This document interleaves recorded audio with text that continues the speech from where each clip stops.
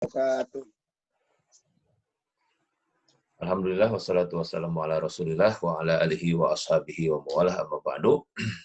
Para mahasiswa program doktor yang saya hormati, dan bersyukur hari ini kita bisa berjumpa kembali dalam perkuliahan filsafat hukum keluarga Islam. Saya berharap tadinya ada 2 makalah gitu biar cepat selesai, biar cepat tuntas, tapi kelihatannya masih 1 makalah ya. Topik kita diskusi pagi ini adalah hakikat poligami ya, yang akan disampaikan oleh Pak Yusuf dan Pak Arsad ya. Pak Arsad ini pada dua-dua begini ininya nih, gambarnya nih. Bu Fatonah 2, Pak Yusuf 2 nih ya. Suaranya dok kecil. Saya laptop. Oke. Maaf. Baik. Tadi karena jalan. Kita akan mendiskusikan topik poligami, hakikat poligami ini dalam pendekatan filsafat ya. Oleh karena itu, kalau ada yang membagi ada poligami rasional dan tidak rasional, nah pendekatan ini yang mau kita diskusikan ya. Coba kita mendiskusikan poligami yang rasional itu seperti apa sebetulnya. Ya.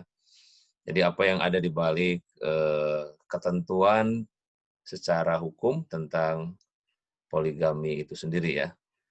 Dan di kalangan masyarakat juga sudah tumbuh sekali ya, banyak berbagai cara pandang ya, bahwa kesuksesan seseorang itu ditentukan oleh doa seorang istri. Kalau doanya semakin banyak oleh para istri-istri, maka kesuksesan suami semakin besar, katanya begitu. Ya. Nah, itu bagian dari pembicaraan tentang poligami itu. Baik. Silakan Pak Yusuf untuk share screen ya, topik atau makalah ini. Ya. Nanti kalau ada Pak Arsad mungkin bisa ditambahkan ya pemekaran makalah yang akan disampaikan. Silakan Pak Yusuf. Terima kasih Pak dosen, Pak Dr. Haji Ramdhani Wahyu Sururi, MAG, MSI. Assalamualaikum warahmatullahi wabarakatuh. Waalaikumsalam. Terima kasih kawan-kawan mahasiswa S3 COVID-19 ya. Saya selalu ingat itu kata Pak Dr. Ramdhani.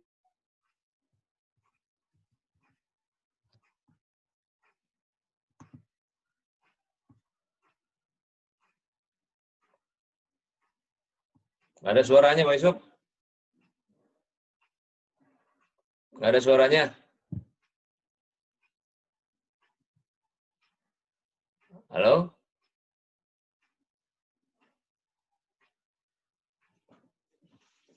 Nggak ada suaranya nih, nggak ada suaranya. Ya, atau konten analisis seperti itu. Saya ingin menyampaikan abstraknya ini secara garis besar, bahwa fokus tulisan ini tentang hakikat poligami ya, dengan pendekatan filosofis hukum Islam dan hukum perkawinan di Indonesia. Saya menggunakan filosofis hukum Islam dan hukum perkawinan di Indonesia, tidak menggunakan filosofis. Karena kalau bicara hukum perkawinan di Indonesia itu diantaranya nomor 1 tahun 74 itu normatif gitu ya. Kalau hukum Islam itu semi normatif, bisa pragmatis, bisa logis, dan bisa juga bahasanya itu ijtihad lah begitu bahasanya. Poligami merupakan isu dalam hukum keluarga Islam, baik dalam pembahasan fikih klasik maupun fikih kontemporer. Bahkan poligami adalah pembahasan yang sangat diperdebatkan secara teologis, antroposentris maupun sosiologis. Dalam hukum positif di Indonesia, poligami diperbolehkan dengan catatan ya, syarat-syarat tertentu, dan itu sangat ketat. Di dalamnya terkenal dengan asas monogami. Syarat utama poligami baik dalam fikih maupun dalam hukum perkawinan Indonesia yang disebut Undang-Undang Nomor 1 Tahun 1974 yaitu adalah adil. yang walaupun lahir ini adil ini secara lahir maupun secara batin. Di dalam Al-Qur'an ya di dalam fikih di dalam ini Al-Qur'an ya tidak menyebutkan hanya menyebutkan adil saja gitu. Sementara dalam undang-undang perkawinan itu ada yang disebut dengan ketika istri tidak melaksanakan kewajiban atau cacat, ada itu. Poligami merupakan hak yang hanya dimiliki oleh suami dan tidak dimiliki oleh istri. Secara filosofi hukum Islam, poligami tentu saja bukan karena hanya untuk kepuasan biologi semata. Namun lebih dari itu, poligami dimaknai sebagai solusi untuk menyelesaikan sejumlah persoalan sosial. Seperti anak yatim yang kurang mampu, perlindungan janda yang lemah, dan lain sebagainya. Karena saat itu, pada abad ke-4 itu kurang lebih ya terjadi perang Uhud gitu. Perang ya yang memakan 70 orang itu ya, kegugur pasukan Islam sehingga itu banyak meninggalkan janda dan anak yatim, banyak di situ ya. Di situlah maka ayat itu turun tentang poligami itu. Nah, kemudian secara filosofi juga bahwa poligami itu memiliki makna perlindungan, menghindari perbuatan keji dan keadilan bagi kaum feminis. Namun ya, saya bisa mengatakan ya, ini perlu difotosa juga ini. Dalam praktiknya di Indonesia, mana filosofi poligami dalam undang-undang perkawinan dianggap sejumlah pihak tidak dapat diwujudkan efektif. Ya. Kenapa? Karena di sini tidak ada sanksi yang tegas ya. Lemahnya administrasi dan lemahnya kesadaran masyarakat dalam mentaati aturan agama dan undang-undang perkawinan Indonesia. Bahkan ini ya, yang saya ingin sampaikan ada di lembaga tertentu itu dalam PP nomor berapa itu ya, nomor 10 tahun 83 atau 90 itu, bahwa poligami yang istrinya itu PNS tidak boleh yang kedua itu kan, ketiga dan keempat. Tapi dalam kenyataan di lapangan ada itu, empiris sekali itu. Lembaga, saya tidak menyebutkan lembaganya ya. Ada bahwa seorang PNS yang istri dipoligami, tapi yang kedua ada ini. Nah ini sampai sekarang terus ada itu. Empiris saya mengatakan itu. Pasti tidak menunjukkan lembaganya. Oke, saya ingin kembali ke sini.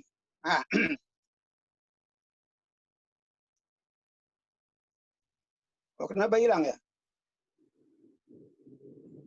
Salah pencet kali Pak. Oke. Sebelum Pak Arsad nanti akan lebih jelas ya. Sebenarnya dalam diskusi ini saya itu pengen bersama-sama mencari formulasi ya. Yang sampai saat ini diperdebatkan ya, seakan-akan poligami itu momok yang menakutkan dan menjadi risih. Tapi kalau kita cari formulasi, kemudian kita cari sebuah, kalau caranya kaidah ya, kaidah yang bisa menaungi bahwa poligami itu memang benar-benar merupakan satu hal yang tidak menakutkan dan tidak merisihkan begitu. Nah ini yang pengen saya cari formulasinya Pak Hasan gitu. Mari kita sama-sama ya S3 ini. Bicara hakikat ya, berarti berbicara makna. Saya ingat kuliah dengan Pak Dr. Andani dulu pertama kali ya. Kalau bicara hakikat itu adalah bicara makna. Maksudnya apa? Mencari makna di balik poligami itu sendiri. Apa makna yang sesungguhnya poligami itu? Bicara hakikat poligami berarti berbicara mencari makna di balik poligami. Adapun pendekatan mencari makna di balik poligami bisa secara teologis, bisa secara filosofis, bisa secara yuridis, dan bisa secara empiris atau sosiologis. Nah ini pendekatan yang saya temukan. Ya. Jadi kalau kita mau memahami suatu hakikat di balik apapun ya, maka pendekatannya adalah ini, teologis, filosofis, yuridis ya, dan empiris atau sosiologis. Ya ini ya, kalau tidak mudah-mudahan ini singkat padat tapi jelas ya. Okay. Kemudian ini yang harus kita pahami. Poligami merupakan hak yang hanya dimiliki oleh suami dan tidak dimiliki oleh istri. Akan senantiasa kami sampaikan sebagai sebuah ada suara ya? Suara asap. Oke. Poligami merupakan hak yang hanya dimiliki oleh suami dan tidak dimiliki oleh istri. Ya, tidak ada dari dulunya sampai sekarang ya. Kecuali zaman jahiliyah itu ada yang istri yang bersuami lebih dari satu. Ini yang harus kita pahami. Artinya apa? Kesempatan bahwa poligami oleh seorang suami itu adalah ada kan? Karena di sini dikatakan hanya dimiliki oleh suami. Kan? Secara teologis, poligami adalah sebagai perintah Tuhan yang harus dikerjakan. Maaf, bahasa saya yang harus dikerjakan. Kenapa? Saya memahami pangkihu, maaf ini walaupun pendapat ulama klasik ada yang mengatakan itu boleh, hukumnya itu mubah. Saya tetap memahami bahwa pangkihu itu adalah fi'il amar. Dan pada dasarnya fi'il amar itu al-aslu fi'il amri lil wujub. Menunjukkan pada wajib. Nah, nanti tinggal bagaimana kita mencari format, ya, formulasi bahwa memang poligami itu adalah sebagai perintah Tuhan yang harus dikerjakan. Sehingga akhirnya tidak akan menjadi momok yang menakutkan atau yang merisikan. Tadi saya bahasa, maaf saya agak merisikan itu artinya apa ya? Bukan dilematis, apa bahasanya itu apa ya? Membawa sehingga menakutkan lah begitu kira-kira. Nah ini ya. Secara filosofi, poligami tentu saja bukan karena hanya untuk kepuasan biologis semata. Tadi saya sebutkan di abstrak ada. Namun lebih dari itu, poligami dimaknai sebagai solusi untuk menyelesaikan sejumlah persoalan sosial. Di antaranya adalah menyelesaikan anak yang tidak ada bapaknya atau anak yatim yang kurang mampu. Ini yang harus kita pahami hakikatnya ya. Perlindungan janda yang lemah dan lain-lain. Poligami secara filosofi juga memiliki makna perlindungan, menghindari perbuatan keji dan keadilan bagi kaum feminis. Ini penjabaran makna hakikat poligami secara filosofi. Ya. Secara teologis tadi sudah. Kemudian secara yuridis ya. Di kalangan umat Islam bahwa poligami sekarang ini adalah sunnah Rasul. Jelas katanya. Memang betul itu. Sunnah Rasul. Karena Rasul mencontohkan. Nanti akan saya bentuk promosinya seperti apa. Bahwa memang poligami adalah sunnah Rasul. Dan mereka beranggapan ada pahala ketika poligami dilakukan. Ya.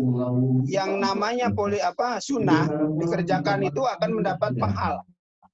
Itu kan kira-kira pendekatan filosofi. Filosofis yuridis ya namanya itu.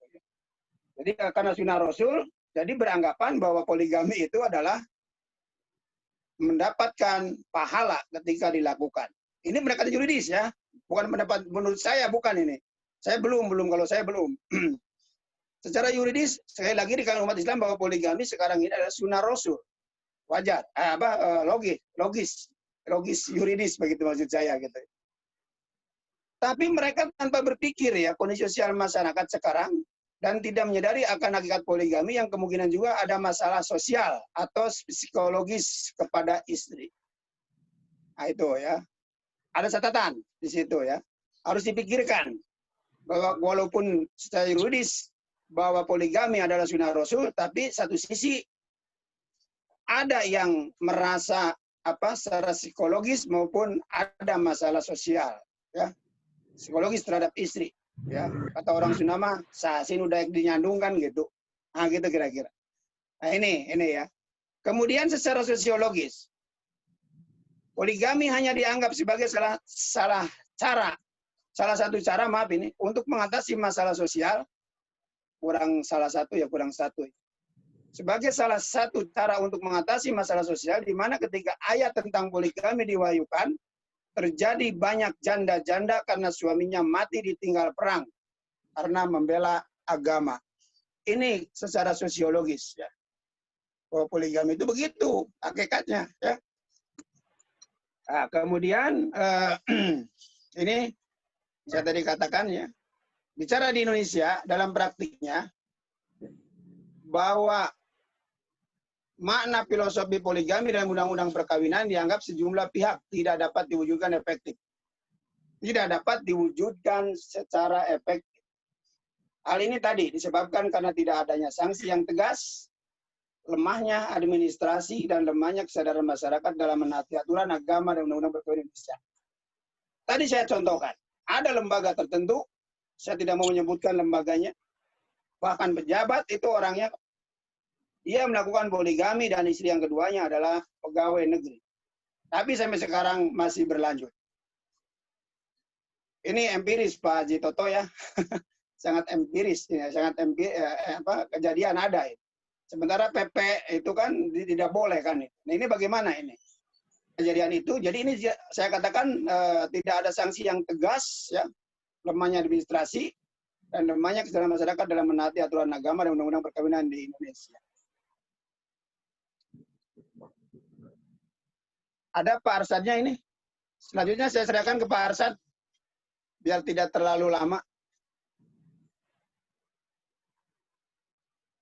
Lanjut Pak Yusuf. Oh belum. Silakan Pak Arsad, teruskan. Udah saya sampai situ aja Pak. Untuk makna, polis sejarah, kemudian pengertian itu silakan Pak Haji Arsad sebagai pelengkap. Oh ini maaf ya, Pak Dokter, Pak dosen, maaf makalah ini memang 2. Saya dengan Pak Arsad membuat 2 karena belum sempat disatukan. Tapi ini ciri bahwa dua-duanya bekerja. Jadi saya tidak mau ada istilah nempel nama gitu Pak Dokter ya. Jadi saya dengan Pak Arsad itu betul-betul membuat makalah. Tadinya mau disatukan di uniformitaskan makalah yang pendapat hasil karya saya dengan karya Pak Arsad, cuma belum sempat. Nah, akhirnya saya kirim dua-duanya ke Pak Dokter.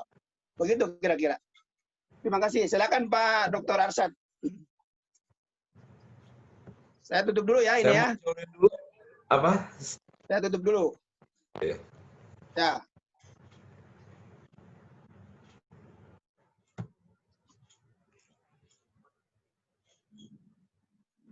Assalamualaikum warahmatullahi wabarakatuh. Waalaikumsalam. Waalaikumsalam warahmatullahi wabarakatuh. Izin Dokter Ramdhani, kalau bisa mungkin saya mau share juga. Cuma tidak buat PowerPoint, saya mungkin hanya ingin menampilkan. Silakan Pak. Ya. Bismillahirrahmanirrahim. Assalamualaikum warahmatullahi wabarakatuh.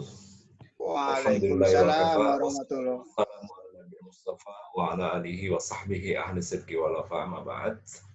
Terima kasih Pak Dr. Ramdhani selaku dosen pengampu, Bapak-bapak dan Ibu-ibu para mahasiswa S3 Hukum Keluarga ya. Jadi emang betul tadi disampaikan oleh Pak Yusuf bahwa saya secara pribadi juga membuat makalah. Emang ada perspektif yang sedikit berbeda dari yang disampaikan oleh Pak Yusuf. Makanya saya ingin buat sendiri gitu ya. Mungkin ini juga nanti coba nanti kita diskusikan bersama ya terkait dengan sedikit persepsi berbeda aja ya. Jadi saya ingin mencoba, tadi sebenarnya Pak Yusuf sudah menjelaskan secara panjang lebar kaitan dengan poligami ya. Jadi memang saya melihat Pak Yusuf cenderung memberikan ruang yang lebih. Saya dalam perspektif saya justru poligami ini adalah sebagai satu rohsah gitu ya. Bahkan beberapa ulama ya, Wahbah Zuhaili, kemudian juga Mustafa Al-Maraghi itu memberikan istilah yang hampir-hampir sama, rukhsah jalan keluar gitu ya. Jadi bukan sebagai sebuah hukum utama, bukan sebuah satu ketentuan yang harus dijalani, tapi merupakan solusi terhadap permasalahan yang dihadapi. Nah, titik tolak kenapa saya sampai menyimpulkan seperti itu, saya kira saya akan mencoba membuka ya kaitan dengan poligami atau pembahasan poligami ini dalam perspektif Al-Quran ya. Jadi pertama kan ada sebuah pertanyaan, mengapa poligami diperbolehkan ya? Coba kita membuka surat An-Nisa ayat 3 ya, yang berbunyi wa in khiftum alla tuqsitu fil yatama fankihu ma taba lakum minan nisa'i masna wa sulasa wa ruba fa in khiftum alla ta'dilu fawahidah aw ma malakat aymanukum dzalika adna alla ta'ud. Pertama saya ingin sampaikan terlebih dahulu kaitan dengan asbabun nuzul daripada ayat ini. Kok nggak bisa diturunkan ya?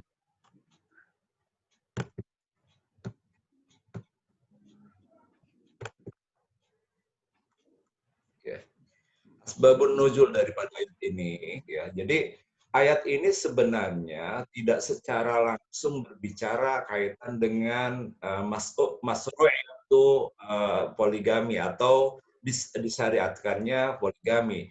Tapi ayat ini lebih fokus bicara kaitan dengan ya wasiat kepada seorang wali yang memiliki anak yatim perempuan, mereka tolong perhatikan mereka ya. Nah, karena ada sebagian kecenderungan dari para wali-wali tersebut ketika memiliki anak yatim perempuan dan usianya sudah masuk usia dewasa, kemudian mereka menikahi dengan maksud tujuan ketika mereka menikahi, mereka mampu menguasai terhadap harta benda kekayaan yang dimiliki oleh anak yatim tersebut.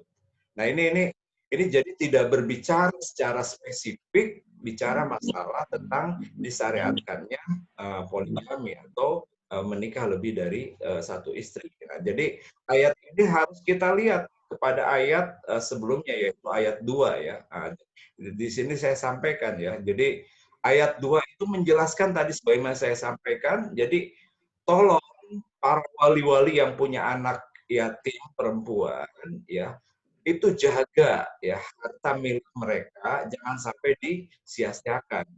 Nah, ada kecenderungan karena di bangsa Arab ketika itu, ketika mereka menjadi wali dan memiliki anak yatim perempuan, menikahinya lalu menguasai harta benda tersebut ya.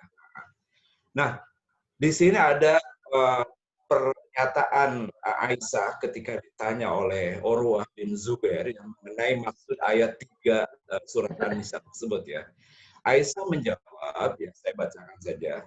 Wahai putra saudariku, anak perempuan yatim dalam ayat ini adalah di bawah tanggungan walinya, di mana dia bersekutu dengan walinya tersebut dalam harta miliknya, dan walinya tersebut tertarik karena harta dan kecantikannya. Ya, jadi itu Aisyah menyampaikan ini karena apa? Karena emang ada kondisi yang terjadi seperti itu ya. Walinya ingin menikahi anak yatim tersebut dan tidak berlaku adil dalam memberikan nafkah kepadanya sebagaimana jika dia dinikahi dan diberikan nafkah oleh orang lain. Maka wali-wali anak yatim tersebut dilarang untuk menikahi mereka kecuali mereka dapat berlaku adil dan memberikan nafkah kepada mereka. Bahkan memberikan lebih tinggi dari mahar yang biasa mereka terima ya. Dan sebagainya. Gantinya mereka diperintahkan untuk menikahi wanita-wanita yang mereka senangi selain mereka. Jadi ini penjelasan Aisyah terhadap ayat 3 surat An-Nisa yang orang menyangka bahwa ini sebagai dasar disyariatkannya tentang poligami. Sebenarnya bukan seperti itu. Jadi sebenarnya justru ini semacam apa ya? Semacam indar, semacam kepada wali-wali yang memiliki anak yatim perempuan supaya mereka hati-hati dalam mengelola harta-harta anak yatim tersebut ya. Nah, sesuai dengan ilat poligami yang ada pada ayat tersebut, itu adalah motivasi sosial dan kemanusiaan. Ya, makanya kalau kita melihat praktek poligami yang dilakukan oleh Rasul juga tidak lepas dari konteks kemaslahatan dan kemasyarakatan. Saya kira itu yang menjadi titik penting ya. Jadi bukan hanya hawa nafsu, bukan hanya untuk istilah menjauhkan tidak jatuh kepada prostitusi, tapi untuk tujuan kemaslahatan agama ya. Maka tidak tepat jika poligami hanya untuk jalan keluar dari perselingkuhan ataupun prostitusi. Jadi kalau itu yang dijadikan sebagai dasar orang melakukan poligami, ya saya kira tidak pas juga ya, tidak pas juga.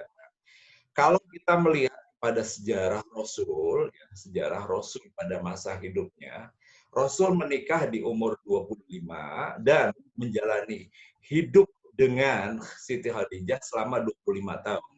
yaitu sampai umur 50 tahun ya. Jadi kalau kita ukur dari jumlah atau masa hidup Rasul, sebenarnya lebih lama Rasul bermonogami, bukan berpoligami.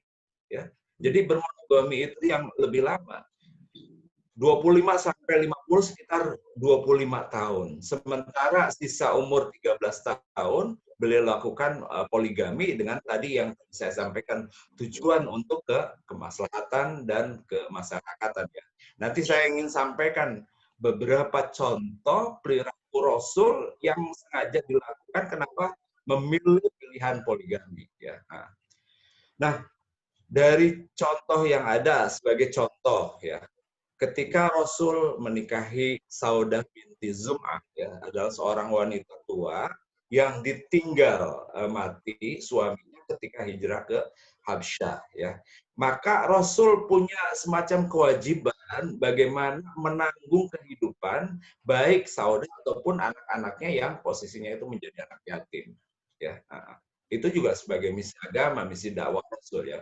Kemudian ketika menikahi Ummu Salamah, ya, Ummu Salamah ketika dinikahi oleh Rasul, umurnya bukan lagi umur wanita muda, tapi wanita tua yang ditinggal suaminya pada saat perang Uhud. Seperti halnya ketika menikah Zainab binti Huzaimah juga ketika itu umurnya sudah tua juga sama. Jadi korban istilahnya perang Uhud yang kondisinya sendiri kemudian punya anak yang harus dilindungi, maka Rasul menikahi baik Salamah ataupun Huzaimah ya. Kemudian ketika menikahi Ramlah putri Abu Sufyan ya, yang hijrah bersama suaminya ke Habsyah, tapi pada saat tiba di sana suaminya ternyata memeluk agama non-muslim, yaitu agama Nasrani ya. Maka Rasul untuk menyelamatkan Ramlah itu sendiri, maka Rasul mengambil inisiatif Ramlah dinikahi ya. Nah, kemudian ketika menikahi Huriyah binti Al-Haris, ya, putri kepala suku yang menjadi tawanan, Rasul ingin memberikan contoh kepada pasukan Islam yang lainnya, ya, bahwa wanita-wanita yang menjadi tawanan perang itu dinikahi supaya mereka tidak menjadi istilahnya korban, mereka terselamatkan, mereka bisa dijadikan sebagai misi dakwah mereka untuk memasukkan mereka menjadi Islam ya.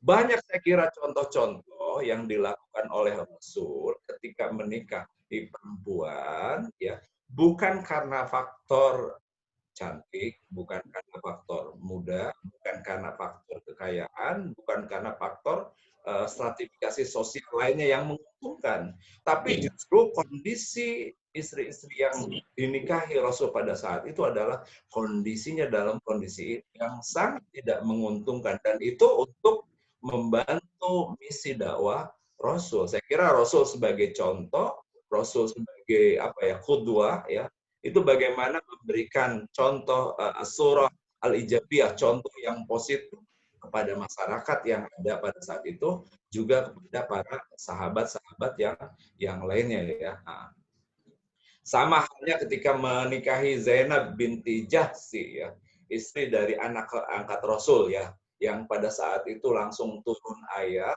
yang memerintahkan Rasul menikahi Zainab ya. Itu juga sebenarnya sebagai jawaban kepada orang-orang yang ada bahwa anak angkat itu posisinya lain dengan anak kandung. Karena kan ada persepsi saat itu anak angkat itu sama dengan anak kandung, sehingga tidak boleh menikahi istri daripada anak angkat. Maka dijawab oleh ayat bahwa menikahi anak angkat boleh, ya, menikahi anak angkat boleh, dan itu dilakukan oleh Rasul ya. Nah, makanya di sini ya Said Qutb ya, tadi Wahbah Zuhaili juga ya mengatakan bahwa poligami merupakan rukhsah ya, hanya bisa dilakukan dalam kondisi darurat dan benar-benar mendesak, dan disertai dengan pemenuhan rasa keadilan di antara para istri-istri yang dinikahi. Jadi bukan sebuah hukum yang berdiri sendiri ya. Mohon maaf tadi mungkin Pak Yusuf mengatakan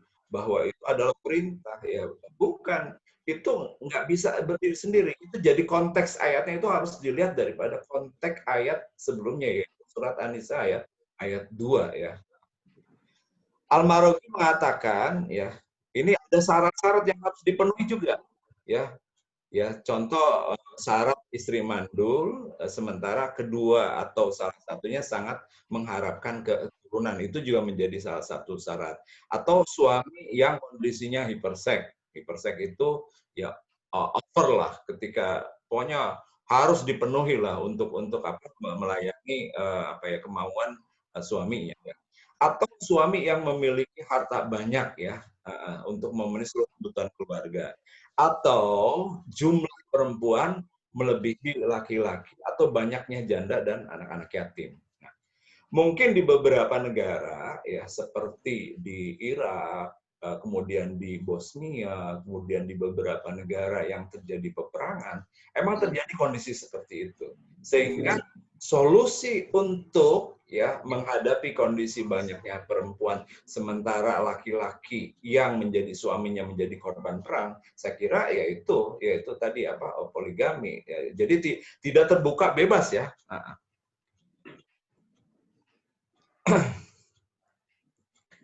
Al-Qur'an ya prinsipnya dalam melihat perkawinan adalah monogami. Prinsip utama Al-Qur'an ya. Makanya mungkin ada beberapa argumentasi yang disampaikan dalam hal ini. Mungkin nanti terdapat beberapa argumentasi yang saya sampaikan ya di dalam Al-Qur'an. Jadi pertama, ayat wa in hibtum alla tuqsitu fil yatama fankihu ma tabalakum minan nisa'i masna wa sulasa wa ruba ya. Nah, kenapa prinsip utama Al-Qur'an itu adalah monogami ya. Nah, jadi di sini dikatakan ya bahwa wali yang ingin menikahi anak perempuan yatim yang berada di bawah perwaliannya ya, Mufasir mengatakan ini rukhsah. Ini rukhsah, ini jalan keluar kondisi darurat demi untuk mendapatkan kemaslahatan agama, sosial ataupun kemanusiaan ya. Jika poligami dibolehkan pada kondisi darurat ya, ini kan kesimpulannya, maka semestinya dalam kondisi tidak darurat atau kondisi biasa laki-laki hendaknya beristri satu. Ya, ini pertama ya, alasan kenapa Al-Qur'an lebih cenderung sebenarnya berpihak kepada monogami ya. Nah, jadi itu dalam kondisi darurat ya. Maka ketika tidak terjadi darurat, maka sebenarnya laki-laki disarankan untuk menikah satu orang istri ya. Kemudian yang kedua, poligami memiliki akar sejarah yang panjang. Saya kira Al-Qur'an ketika turun ayat fankihu ma taba lakum minan nisa'i masna wa sulasa wa ruba bukan membuat syariat baru ya. Pada saat itu banyak sahabat-sahabat yang punya istri 8, kemudian yang memiliki istri 10, bahkan mungkin kalau kita lihat di Mesopotamia, kemudian di beberapa kerajaan pada saat itu, seorang raja itu bisa menikahi sampai ribuan perempuan. Maka ketika ayat fankihu atau ayat An-Nisa ayat 2 tersebut, ayat 3 tersebut, itu semua membatasi bahwa poligami itu tidak bisa sewenang-wenang orang menikahi semau yang ingin dia lakukan ya, karena ada kecenderungan seperti itu ya. Jadi apalagi kalau lihat budaya laki-laki sangat berkuasa, laki-laki dapat melakukan apa saja kepada perempuan, laki-laki dapat menikahi perempuan dalam jumlah berapa saja. Pada saat itu terjadi di dunia Arab ya.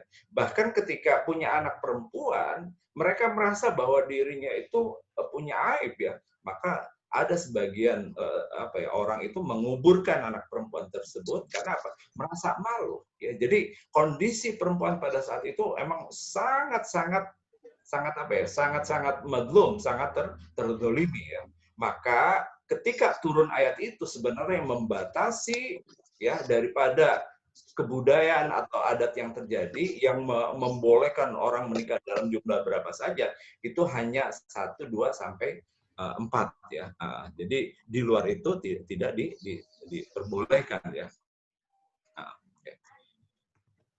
Abu Daud meriwayatkan dalam sebuah riwayat ya bahwa Umairah bin Al-Asadi ketika memeluk Islam dia memiliki 8 istri. Maka ketika itu menyampaikan kepada Rasulullah, Rasul jawab, pilih 4 dari mereka. Jadi tidak boleh dilangsungkan pernikahan dengan 8 istrinya, tapi harus mengambil sikap segera ceraikan 4, kemudian 4 dari mereka menjadi istri kamu. Ya. Kemudian Gailan bin Al-Athaqafi juga sama, punya 10 istri. Kemudian ketika disampaikan kepada Rasul, sama jawabannya, pilih dari yang 10. Nah, berapa gitu?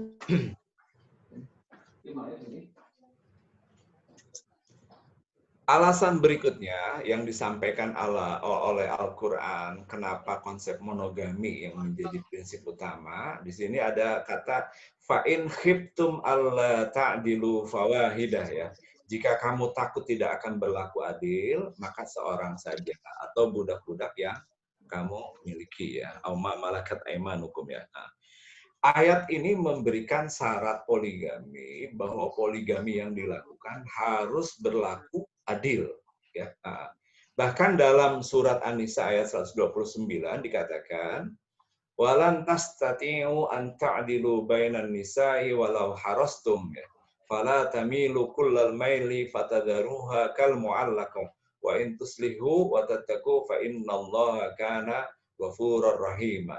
Artinya, dan kamu sekali-kali tidak akan pernah dapat berlaku adil di antara istri-istrimu, walaupun kamu sangat ingin berbuat demikian. Karena itu janganlah kamu terlalu cenderung ya kepada yang kamu cintai, sehingga kamu biarkan yang lain terkatung-katung. Dan jika kamu mengadakan perbaikan dan memelihara diri dari kecurangan, maka sesungguhnya Allah Maha Pengampun lagi Maha Penyayang ya. Surat An-Nisa ayat 3 ini mensyaratkan keadilan di antara istri ketika berpoligami. Tetapi pada surat An-Nisa ayat 129 dikatakan bahwa seseorang tidak akan mampu berlaku adil. Ini dilihat dari sisi huruf yang ada di dalam ayat tersebut, ada kata lan, walan tastati'u ya. Huruf nafi yang dipakai dalam ayat tersebut ya, yang kata lan, menurut Quraisy Shihab, huruf ini mengandung makna tidak akan sama sekali sampai kapanpun. Artinya, keadilan yang ingin dicapai oleh seorang laki-laki terhadap istri, karena ada kata lan, ini sebab tidak bisa akan dipenuhi. Sampai seperti itu.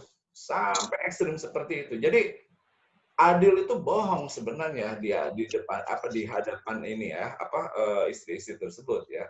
Cuma kemudian ya para ulama, para mufasir ya mengatakan bahwa yang dimaksud lantas tati anta'dilu itu adalah berlaku adil dalam hal perasaan. Jadi ini solusi terhadap dua ayat yang seakan-akan berbeda. Tapi akhirnya mufasir mengatakan bahwa adil yang dimaksud yang tidak dapat direalisasikan itu adalah kecenderungan hati atau perasaan ya. Jadi seorang tidak mungkin berlaku adil dalam masalah hal perasaan. Coba saya kira nanti dicoba aja di ini. Jadi kalau ya kita kan belum punya eksperimen ini ya. Jadi mungkin ya kalau perlu nanti Pak Yusuf melakukan eksperimen ini kira-kira adil dalam perasaan ini mungkin dilakukan atau tidak. Ini kan perlu apa ya? Perlu praktek supaya tahu jadi konsekuensi dari sebuah penyampaian ide dan pikiran itu saya kira baru bisa kita rasakan setelah nanti praktek ya. Oleh karena itu, ya, jadi masalah kecenderungan hati ya. Jadi adil yang tidak mungkin direalisasikan, para mufasir memberikan jalan tengah yaitu masalah kecenderungan hati. Tapi kalau yang sifatnya materi, saya kira masih dimungkinkan untuk berlaku adil. Tapi ya dalam prakteknya yang namanya orang itu pasti punya kecenderungan ya. ya oke lah sama katanya ya, tapi dalam prakteknya saya lebih senang kepada yang ini si A, karena si A lebih muda, si A lebih cantik, si A lebih ini, maka si A mendapatkan lebih, walaupun ketika diceritakan kepada yang tua bahwa sama aja apa yang disampaikan kepada yang muda itu sebenarnya seperti yang saya berikan dan saya sampaikan kepada yang tua. Tapi ya dalam prakteknya orang saya kira punya kecenderungan lah ya. Kemudian ya yang lainnya, yang keempat ya, kenapa Al-Qur'an menempatkan monogami sebagai prinsip utama ya? Yaitu ayat dari keadna ala ta'ulu. Yang demikian itu adalah lebih dekat kepada tidak berbuat aniaya. Ya. Jadi maksudnya apa? Yang monogami, yang beristri satu itu sebenarnya lebih dekat tidak berbuat aniaya ya. Nah, penggalan kalimat ini makin memperjelas semangat monogami dalam Al-Qur'an ya. Apalagi kalau kita lihat kisah Rasulullah SAW, ya saya kira kalau kita ukur 100%, 60%, bahkan 70% masa rumah tangga Rasul diganti dengan monogami. Hanya 13 tahun itu pun dalam rangka untuk membantu para janda-janda tua yang ditinggalkan oleh suaminya ya. Jadi ya kesimpulannya kalau seumpamanya monogami apa ya istilahnya jauh daripada perbuatan aniaya, maka mafhum mukhalafahnya dengan berpoligami itu apa ya lebih dekat kepada orang untuk melakukan perbuatan aniaya ya. Di sini kan pengertian ala ta'ulu itu aljur ya, artinya menyimpang, menganiaya atau bertindak lalim ya. Jadi mafhum mukhalafahnya jika monogami lebih dekat kepada tidak berbuat aniaya, maka mafhum mukhalafahnya poligami lebih dekat kepada perbuatan aniaya ya. Perbuatan aniaya tidak selamanya terjadi dalam praktek poligami, emang betul ya. Saya kira itu beberapa hal, mungkin tambahan dari yang ingin saya sampaikan. Saya kira banyaklah fakta-fakta lain yang berbicara bahwa emang prinsipnya poligami itu bukan sebuah hukum yang berdiri sendiri, yang seakan-akan syariat dengan ayat An-Nisa ayat 3 itu mengatakan bahwa itu merupakan ayat yang memperbolehkan orang untuk bahkan memerintahkan untuk berpoligami, bukan. Jadi poligami itu sendiri merupakan solusi, merupakan jalan keluar dari permasalahan-permasalahan yang terjadi di masyarakat ya, akibat korban perang, kemudian supaya mungkin anak-anak yatim itu hartanya tidak diselewengkan gitu ya. Jadi itu saja mungkin, nanti kalau ada hal-hal lain yang berkembang di dalam forum diskusi kami persilahkan. Terima kasih Pak Dr. Ramdhani, kemudian terima kasih juga Pak dan yang lain. Sebentar belum Bu, belum selesai. Saya tambahan terakhir ya. Ya silakan. Tolong ditutup dulu. Tambahan terakhir saya Pak. Ya silakan Pak Yusuf. Ditutup dulu Pak-nya. Share-nya ditutup mungkin share screen-nya. Oh, tutup dulu ya. Share screen-nya. Gimana? Sabar Bu. Masih sedikit Dok, mau saya klarifikasi. Ya, enggak verifikasi, bukan. Namanya itu Apa ya? Udah Pak Yusuf kasih kesempatan Bu itu. Ya, sebentar. Udah gemes nih pengen komentar. Nah, udah ngebet tuh, udah kayak pengen komentar. Sebentar ini saya tampilkan dulu ya. Sebentar saya tampilkan dulu Prof. Ini biar tidak timpang. Tidak kayak bertolak belakang gitu. Sebenarnya gini ya, apa yang saya sebentar Dok, saya tampilkan dulu ini. Lama sekali tampilnya. Ini tadi kehapus, maaf Bu. Nah ini. Boleh ini emosi ini. Ini sabar Bu. Harus ada konsep ya. Tahan Bu, tahan. Tenang Bu, tenang. Nah ini. Ada kelihatan ya? Saya tambahkan sedikit Pak Dokter, Pak dosen ya. Sebenarnya dengan Pak Arsyad itu tidak bertolak belakang ya. Tadi kan Pak Dokter mengatakan pertama di awal ada yang rasional dan yang irasional, kan gitu kira-kira. Kalau Pak Arsyad mungkin pendekatannya irasionalnya kan gitu, secara pendekatan pemahaman klasiknya kan gitu. Kalau bicara hakikat itu kan ini kan filsafat Pak, mata kuliah filsafat ya. Filsafat itu pendekatannya logis dan tidak logis kan gitu kira-kira. Nah kalau saya pendekatnya ini bicara hakikat poligami, Pak Bapak-Bapak ya, hakikat poligami itu adalah bicara yang rasionalnya, yang logisnya. Pendekatannya yang pertama logis secara teologis, logis secara filosofis, logis secara yuridis, dan logis secara empiris atau sosiologis. Nah ini maksud saya kan gitu, karena ini kajiannya adalah filsafat. Nah ini. Tadi Pak Arsyad sudah panjang lebar ya tentang dan sebagainya, bagus itu ya seperti itu.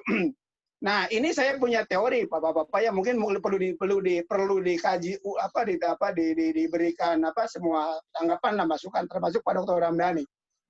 Jadi kalau bicara poligami itu kenapa banyak anu-anu dan sebagainya, saya punya teori responsif ya. Teori cara mensikapi. Saya analogikan terhadap perintah Allah tentang makan. Analoginya baik analogi. Tentang makan, kulu, makanlah kamu sekalian. Sama dengan fangkihu kan gitu kira-kira seperti itu. Nah, kita ketika mensikapi makan dengan baik, makannya teratur, tidak telat, makannya halal, baik, maka itu akan selamat, Pak. Sehat gitu kan. Ini yang saya ingin pengen diuji Pak Dr. Ramdhani ya. Analoginya terhadap perintah seperti kita makan. Tapi kalau kita makan tidak teratur, makan telat, artinya apa? Sikap kita terhadap perintah untuk makan itu ternyata tidak dipenuhi. Artinya apa? Terjadilah seakan-akan dilematis begitu ya. Kemudian analogi yang kedua adalah sikap Nabi. Ini bicara sikap ya. Sikap Nabi karena Nabi bersikapnya baik. Tidak pernah menyakiti wanita, istri-istri, kan ngomongnya enak, mengajak pada yang istri itu adalah enak bisa diterima. Akhirnya apa? Ketika mau poligami, istri-istrinya menerima. Nah, kalau kita belum bisa melaksanakan menurut saya teori ini, maka ya jangan coba-coba kan gitu. Akan terjadi bumerang. Maaf ini ya saya sampaikan ini yang terakhir Pak ya. Bisa dihipotesa ini ya. Saya mengukakan teori seperti ini. Terima kasih. Mari kita berdiskusi ya. Baik dari secara rasional maupun yang tidak rasional. Oke, terima kasih. Mantap. Iya, teorinya bagus, responsif. Boleh ya saya bicara komentar aja. Sebentar Bu, kepada Dr. Ramdhani dulu Bu. Pak dosen dulu. Kembali kepada Pak dosen. Ya. Baik, kita akan diskusikan ya. Dan saya sudah melihat denyut dan tanda-tandanya nih takut chaos di diskusinya, tolong dipimpin dengan baik oleh pemakalah ya. Jadi baru ada diskusi yang pemakalahnya belum selesai sudah diinterupsi untuk bertanya ya. Baik. Saking hebatnya Dok. Baik, silakan penyampaiannya. Ya. Kalau bisa tuntas satu-satu ya. Saya dulu. Jadi satu-satu dipimpin langsung oleh pemakalahnya, tuntas satu-satu, responnya dari pemakalah berikutnya. Kemudian setelah selesai baru ke penanya berikutnya. Mangga silakan Pak Yusuf dan Pak Arsyad. Ya. Ini karena ini Dok tidak dapat dari karena penyampaiannya tertarik gitu Dok. Jadi nggak sabar Bu Leni gitu. Lady first. Saya daftar. Baik, mungkin silakan Bu Leni. Assalamualaikum warahmatullahi wabarakatuh. Ini saya nggak apa-apa ya videonya nggak diaktifkan kalau belum dihijab. Pak Arsyad saya ingin menanggapi yang Pak Arsyad tadi membicarakan tentang istri-istri para Rasulullah ya. Jadi Rasulullah itu ternyata beliau itu bermonogami lama sekali ya, baru berpoligami hanya 8 tahun ya. 13 tahun. 13 tahun. Nah, tetapi di sini tidak disebutkan seorang istri oleh Pak Arsyad dari Rasulullah, yaitu Aisyah. Siti Aisyah itu kan kalau nggak salah saya baca itu dari menurut ini ya Al-Hafidh Abu Naim ya kalau nggak salah itu. Naim. Ya, jadi Rasulullah menikahi Aisyah itu di sini kan masih ada simpang siur ya dari usia. Jadi di sini nggak disebutkan oleh Pak Arsyad bahwa Aisyah itu kan dia tidak janda, dia itu kan gadis ya, belum pernah menikah. Jadi ada yang meriwayatkan saat itu Aisyah 9 tahun saat dinikahi Rasulullah. Namun bertentangan dengan fakta sejarah. Jadi menurut sebagian besar ahli sejarah termasuk Ibnu Hajar Asqalani ya, sama Abdurrahman bin Abi Janat, juga Ibnu Katsir menyebutkan bahwa selisih usia Aisyah dengan hilang. Nah, itu 10 tahun. 10 tahun. Suaranya hilang, Bu. Halo, ya? Ada. Ya, lupa. Ada kok. Ada. Ya, jadi usianya waktu itu 9 tahun, tapi menurut Asma lahir 27 tahun sebelum hijrah Rasulullah SAW. Dengan demikian, pada saat Nabi hijrah ke Yathrib itu usia Asma 27 tahun di 622 Masehi. Nah, jika Asma berusia 27 tahun ketika Nabi hijrah, maka Aisyah berarti umurnya 17 tahun.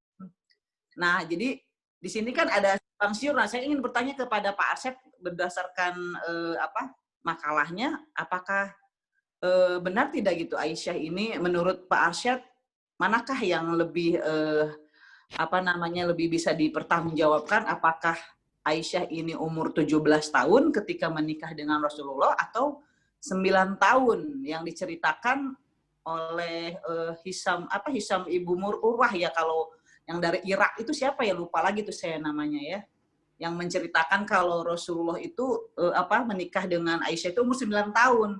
Karena ini akan menjadi dalam kehidupan di Indonesia kita bernegara ini, kalau sejarah Rasulullah ini seperti ini, misalkan menikahi umur 9 tahun,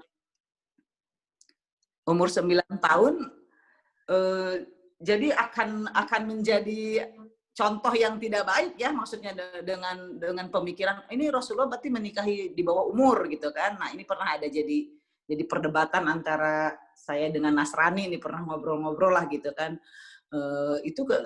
Nabi Anda itu menikah dengan 9 tahun gitu. Nah, saya ingin sekali di sini mengupas apakah Rasulullah benar tidak menikahi Aisyah itu yang berumur 9 tahun atau 17 tahun gitu. Mungkin bisa ditambahkan dengan pengetahuan Pak Arsyad atau Pak Yusuf. Di sini saya pengen sekali mengetahui gitu kan tentang istri-istri Rasulullah yang khususnya bernama Aisyah ini. Karena tadi Pak Arsyad tidak membahas tentang Aisyah yang dia belum pernah menikah ya, alias gadis ya. Karena di sini Pak Arsyad menceritakannya Rasulullah menikahi janda-janda tua yang korban perang dan yang suaminya memeluk Nasrani sehingga menceraikan dia, tadi yang saya baca begitu. Nah, untuk Pak Yusuf itu menurut saya keren sekali itu Pak Yusuf. Memang kita sebagai S3 ini harus mencari teori-teori ya. Nah, itu saja mungkin dari saya, Pak Yusuf, Pak Arsyad. Mangga silakan yang lain. Assalamualaikum warahmatullahi wabarakatuh. Ya, dituntaskan satu-satu dulu ya. Silakan Pak Makalah.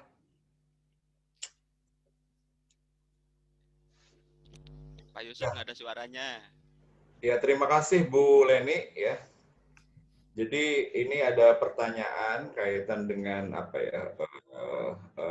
bahwa Rasul pernah menikah dengan Aisyah yang notabene bukan seorang janda atau tapi seorang perawan ya. Nah, jadi emang tidak bisa dilepaskan dari konteks Rasul ketika menikahi pun saya kira ada tujuan-tujuan dakwah yang dengan menikahi wanita tersebut ya. Aisyah adalah putri Abu Bakar, ya, putri Abu Bakar. Abu Bakar adalah sahabat yang paling loyal terhadap Rasulullah. Jadi Rasulullah saya kira sangat berkepentingan dengan posisi Abu Bakar. Maka keberadaan Abu Bakar pun menurut Rasulullah tidak hanya sekedar sahabat, tapi sahabat yang full support. Bahkan orang yang pertama kali mengakui bahwa Rasul ketika orang-orang lain tidak mempercayai terhadap peristiwa Isra Mi'raj Abu Bakar lah orang yang pertama mempercayai, maka Abu Bakar dikasih julukan As-Siddiq ya. Maka saya kira peran Abu Bakar ini sangat strategis ya. Nah, ketika hal itu terjadi, maka apalagi Abu Bakar kan punya beberapa putri ya. Rasulullah ingin menjalin hubungan Abu Bakar tidak hanya sekedar sahabat, tapi juga sebagai mertua, sebagai orang yang punya hubungan darah atau kekeluargaan kerabat gitu ya. Jadi ini maka Rasul menikahi Aisyah ya. Nah, bahkan konon ketika sebelum menikahi Aisyah, Rasul pernah bernikah tentang Aisyah itu sendiri. Artinya kalau mimpi Rasul itu sebagian besar adalah mimpi yang benar, bahkan mungkin petunjuk dari Aisyah ya. Kaitan beda umur emang banyak pendapat. Ada yang mengatakan 7 tahun ya, kemudian ditinggal satu rumah 10 tahun. Kemudian tadi Abdurrahman bin Abu Abi Zanad dan Ibnu Hajar al-Asqalani bukan 17 tapi 19 atau 20 tahun ya. Saya kira ini beda-beda pendapat. Ada yang mengatakan 17 tahun juga, ada yang mengatakan 15 tahun ya kaitan dengan masalah ini ya. Nah, saya ingin bicara kaitan dengan Aisyah, kemudian ada juga sebenarnya istri Rasul yang putra sahabat Umar ya, Hafsah. Jadi Hafsah pun dinikahi oleh Rasul. Cuma mungkin posisi Hafsah berbeda dengan Aisyah. Aisyah ketika dinikahi perawat, sementara Hafsah itu sudah janda. Jadi di samping tadi bicara kaitan dengan masalah kepentingan, kemaslahatan dan kemanusiaan, saya kira dalam rangka mendukung terhadap misi dan dakwah Rasulullah melakukan seperti itu ya. Jadi menikahi anaknya sahabat Abu Bakar dan menikahi anaknya sahabat daripada Umar ya. Ali kan sama Ali jadi menantunya. Kemudian siapa? Ali, Utsman. Utsman itu menikahi salah satu putri Rasulullah ya. Jadi itu mungkin jawaban dari saya Bu Leni ya. Mungkin kalau ada tambahan dari Pak Yusuf silakan. Ya. Tambahan dari saya Pak Arsan. Sedikit Bu Leni ya. Sebentar Pak Yusuf. Ya. Terbantahkan. Ya betul ya. Kalau umpamanya tadi perang kata Bu Leni kemudian banyak meninggalkan janda. Nah sekarang tidak ada perang nih, masalahnya gimana nih? Nanti nggak ada janda kan gitu. Kira-kira kan begitu ya. Ini kan pendekatan. Namanya pendekatan kalau menurut saya kan gitu. Pendekatan dulu itu adalah perang. Terus pada meninggal. Di perang itu meninggalkan janda. Nah sekarang elatnya tidak perang lagi. Nah ini gimana kan gitu kira-kira? Apakah tidak ada poligami kan gitu kira-kira? Iya berarti gini Pak. Ya, Pak Arsyad ya. berarti. Bentar Bu, sebentar saya teruskan dulu Bu ya. Nah kemudian kenapa Nabi Muhammad menikahi Aisyah, kemudian menikahi Hafsah? Itu tidak lepas daripada filosofi juga Bu, itu sebenarnya kalau menurut saya itu. Logis itu. Satu, untuk mengikat kekeluargaan supaya tidak ada istilah Abu Bakar dengan Nabi Muhammad itu adalah menjauh. Jadi diikat dengan cara dikawinilah anak itu. Kemudian yang kedua, teori saya yang dikemukakan tadi, responsif. Nabi Muhammad sikapnya baik. Jangankan janda, perawan saja karena melihat sikap Nabi Muhammad baik, akhirnya tertarik gitu kan, tanda kutip ya, tertariknya itu apakah karena Rasul atau sebagainya. Di situ ada ketertarikan. Itu adalah yang masih perawan. Jangankan yang ini yang perawan saja, di situ karena sikap Nabi Muhammad baik, ya enak didengar ngomongannya dan lain sebagainya, akhirnya tertarik juga Siti Aisyah kan itu. Nah ini Bu, teori responsif kalau saya terapkan itu kan. Terima kasih Bu ya. Kalau maksud saya tadi saya itu melihat pendapat Pak Arsyad jadi masih terbantahkan kalau Rasulullah itu hanya menikah dengan janda, berarti kan ada juga gitu ya, dengan betul. Ya. Jadi ada juga dengan gadis gitu loh. Nah, terus mengenai poligami ini kan Pak Arsyad kalau di dalam makalahnya seolah-olah jadi agak sumirnya begini. Di sisi lain Allah ada perintah untuk berpoligami itu dibolehkan, di sisi lain ada perintah Allah itu bilang aniaya gitu kan bagi orang yang berpoligami. Jadi bagusnya itu monogami. Jadi bagaimana ini jadi dari apa yang ini kan membingungkan. Jadi kalau buat saya seorang perempuan ini di sisi lain tadi menurut Quraisy artinya tidak mungkin itu berpoligami karena ternyata adil itu susah gitu kan dilakukan oleh seorang laki-laki. Jadi mana yang harus kita ambil? Ya. Apakah Jadi perintah yang poligami dengan satu lagi perintah yang monogami itu lebih baik monogami karena akan berakibat aniaya. Iya. Nah sehingga ini kan menurut saya kalau dalam hukum ya, kalau dalam hukum positif misalkan nggak melihat dari hukum Islamnya, kan jadi ada suatu kesumiran, jadi kebingungan gitu, mana yang harus kita pegang gitu kan? Karena yang dijelaskan Pak Arsyad ini, jadi ada dua yang sesuatu yang berbeda gitu. Satu, poligami harus adil gitu kan, boleh memerintahkan poligami. Di sisi lain bagusnya monogami karena aniaya. Itu aja sih mungkin. Jadi gini Bu, boleh nih ya. Pertama sebenarnya ya saya di sini sampaikan juga ya, pendapat dari Mustafa Al-Maraghi ya kaitan dengan syarat poligami. Salah satunya yang keempat itu adalah jumlah perempuan melebihi jumlah laki-laki. Saya kira ini juga sebagai celah kalau seumpamanya kondisi ini terjadi, sangat dimungkinkan orang untuk melakukan poligami ketika jumlah perempuan ternyata melebihi jumlah laki-laki. Jadi tidak hanya masalah kondisi perang ya, saya kira ketika kondisi ini kan perspektif banyak perspektif. Jadi Al-Maraghi mengatakan lain.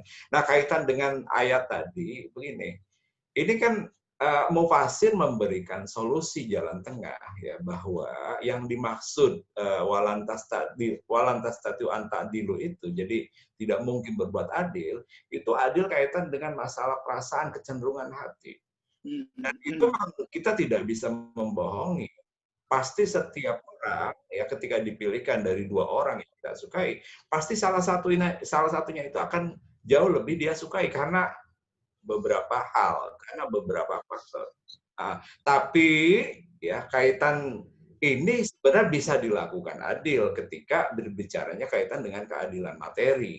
Ya, jadi itu jalan tengahnya, kita kan tidak bisa juga menafikan bahwa ayat yang mengatakan walantas tatiu antadilu ya. Jadi lan itu dalam bahasa Arab, mungkin nanti Ustadz Irfan bicara ya kaitan penjelasan lan, itu pengertiannya itu untuk jangka panjang dan tidak mungkin terrealisasi, never gitu. Nah, ini kan kita bicara, tapi kan ini harus terjadi karena apa? Dalam prakteknya ada. Dalam prakteknya orang melakukan. Maka ini harus ada solusi jalan tengah. Maka Mufasir mengatakan yang dimaksud tidak bisa berbuat adil itu masalah kaitan dengan kecenderungan hati, bukan masalah kaitan dengan pembagian harta atau pembagian keadilan ketika membagi si A kita kasih berapa, si B kasih berapa. Itu masih bisa dilihat. Tapi kecenderungan hati itu kita tidak bisa menafikan bahwa pasti ada kecenderungan. Sama halnya ketika kita bicara anak kita ya. Anak kita 4 ya. Pasti ada 1 atau 2 yang sebenarnya lebih istimewa. Karena apa? Mungkin karena punya keistimewaan atau yang lain. Jadi seperti itu Bu, Bu Leni ya. Ya, terima kasih Pak Arsyad ya intinya ya. Poligami itu tentang hati ya. Sebenarnya hati itu nggak bisa mendua kan intinya makan. Iya, coba saya tanya aja. Tergantung kita memahami perspektif mana, Bu. Ya. Kalau saya tadi mengatakan secara teologis itu kan perintah Tuhan kan. Sebagian teologis mengatakan itu perintah kan gitu. Hanya bagaimana nanti kita meresponnya kan itu cara melakukan perintah itu kan begitu kalau menurut saya itu. Ya, tapi besar saya begitu. Kalau sikapnya harus adil terus gimana itu sikap di situ. Meresponnya gimana caranya supaya itu adalah lancar gitulah bahasa saya. Oke, ada tambahan nih Pak Nur Hidayat seri-seri. Assalamualaikum. Terima kasih. Pak Arsyad. Halo, Assalamualaikum. Siapa ini? Oh, Pak Amin, silakan Pak Amin. Ya, Assalamualaikum warahmatullahi wabarakatuh. Ya. Terima kasih. Amin, ya. Ya, terima kasih Pak Yusuf, Pak Dokter Pak Dokter Ramdhani Wahyu. Ini saya bisa mau masuk Pak. Ini kan tadi kan sangat tertarik Pak tentang makalah ini gitu kan. Terutama yang berkaitan dengan poligami ya. Yang saya pahami gitu Pak, yang saya analisa tadi misalkan dari pemakalah tadi gitu kan, bahwa Nabi itu sebagai uswatul hasanah ya Pak ya gitu kan. yang ya kalau tadi berbicara tentang sumber hukum gitu kan, sumber hukum itu ada Al-Qur'an, hadis atau sunnah dan akal gitu kan. Ini udah melengkapi semuanya gitu kan. Kalau tadi sama pemakalah gitu kan, bahwa Nabi itu kan menikahi janda-janda dan menikahi yang belum menikah seperti Aisyah gitu kan. Ini sebagai kebolehan gitu kan, boleh berpoligami kepada yang janda, boleh berpoligami ke yang masih gadis gitu kan. Ini kan sebagai kalau misalkan tadi Nabi tidak memberikan contoh kepada yang belum nikah gitu, yang seperti Aisyah gitu kan, maka di sini akan ketimpangan gitu kan, bahwa Nabi ini sebagai suatu hasanah gitu kan. Yang saya ini kan yang saya bingung itu kan ini kan di sini kan tidak ada contoh bahwa Nabi itu menikah janda yang notabene diceraikan gitu kan. Ada nggak misalkan Nabi menikah janda yang diceraikan, tetapi yang digambarkan oleh Pak Asad itu kan semuanya itu kan yang ditinggal suaminya, yang karena peperangan gitu kan. Tadi kan yang saya pahami gitu kan, ini adalah Nabi sebagai suatu hasanah gitu kan, sebagai contoh gitu kan, berpoligami juga ini sebagai contoh gitu kan, sebagai kebolehan gitu kan, boleh berpoligami dengan janda dan boleh berpoligami dengan yang belum menikah. Mungkin itu Pak yang bisa saya tanggapi gitu dari janda ya. Iya Pak. Ya begitu Pak. Mungkin terima kasih Pak. Monggo Pak Arsad. Ya. Non janda Pak Amin, non janda non. Ya. Terima kasih Pak Amin. Assalamualaikum. Kayaknya Pak Amin lagi ada ini. Bentar Pak Romat, ani dulu sama Pak Arsad ditanggapi dulu. Ya. Sebenarnya saya tidak mengatakan semuanya janda. Ada ya, Ramlah binti Abi Sofyan. Ya, Ramlah binti Abi Sofyan itu seorang perempuan yang sudah punya suami, kemudian pada saat hijrah bersama suaminya ke Habsyah atau ke Ethiopia, ya. Kemudian pada saat di sana suaminya itu memeluk agama Nasrani karena emang kebanyakan orang-orang di Habsyah atau di Ethiopia itu pada saat itu adalah pemeluk Nasrani. Nah, ketika memeluk Nasrani, si suaminya itu menceraikan Ramlah. Nah, pada saat itu Rasul menikahi seorang perempuan bernama Ramlah binti Abi Sofyan yang posisinya bukan janda ditinggal mati oleh suaminya, tapi seorang janda yang dicerai oleh Pak Amin ya. Jadi nah, jadi ada yang janda, ada yang janda ditinggal mati, janda dicerai, dan ada perawan juga, sebagaimana tadi disampaikan oleh Ibu Leni ya. Jadi itu ya, Pak Amin ya. Ya, jadi karena di Indonesia itu kebanyakan menikah itu karena janda yang cerai gitu Pak, yang ditinggal kebanyakan yang janda yang diceraikan gitu kan. Janda apalagi yang cantik. Betul Bu. Kebanyakan yang gitu Bu. Berarti kan itu kan udah ada contoh berarti kan terima kasih Pak Arsad, berarti ada gambaran Pak Arsad. Makanya itu. Makanya ada itu, contoh Pak Amin, jadi boleh menikahi gadis yang cantik. Ya, betul Bu. Makanya betul. itu saya katakan itu adalah perintah dan itu adalah pendekatan yuridisnya sunnah Rasul kan gitu. Hanya bagaimana perintah itu kita mengapresiasi atau memperspektifkan perintah itu apakah mubah, wajib, atau tadi kata Pak Arsad itu adalah sebagai pilihan kan gitu. Meniatoh Pak Yusuf meniatoh. Kita pemahaman secara filosofinya gitu kan, bahwa ternyata Nabi seperti itu adalah ya memang itu ada bisa bukan hanya janda saja, gadis saja bisa dinikah. Itu adalah ada teori secara dasarnya kan gitu. Pak Yusuf, saya sebentar. Tadi kan dari tadi Pak Yusuf menyebutkan ini hukumnya wajib ya, pangkihu dari situ kan. Tapi kan dari situ bisa ditafsirkan juga, bukan walaupun al-asufil amril wujub, tapi kan ditafsirkan para ulama itu hanya boleh gitu kan.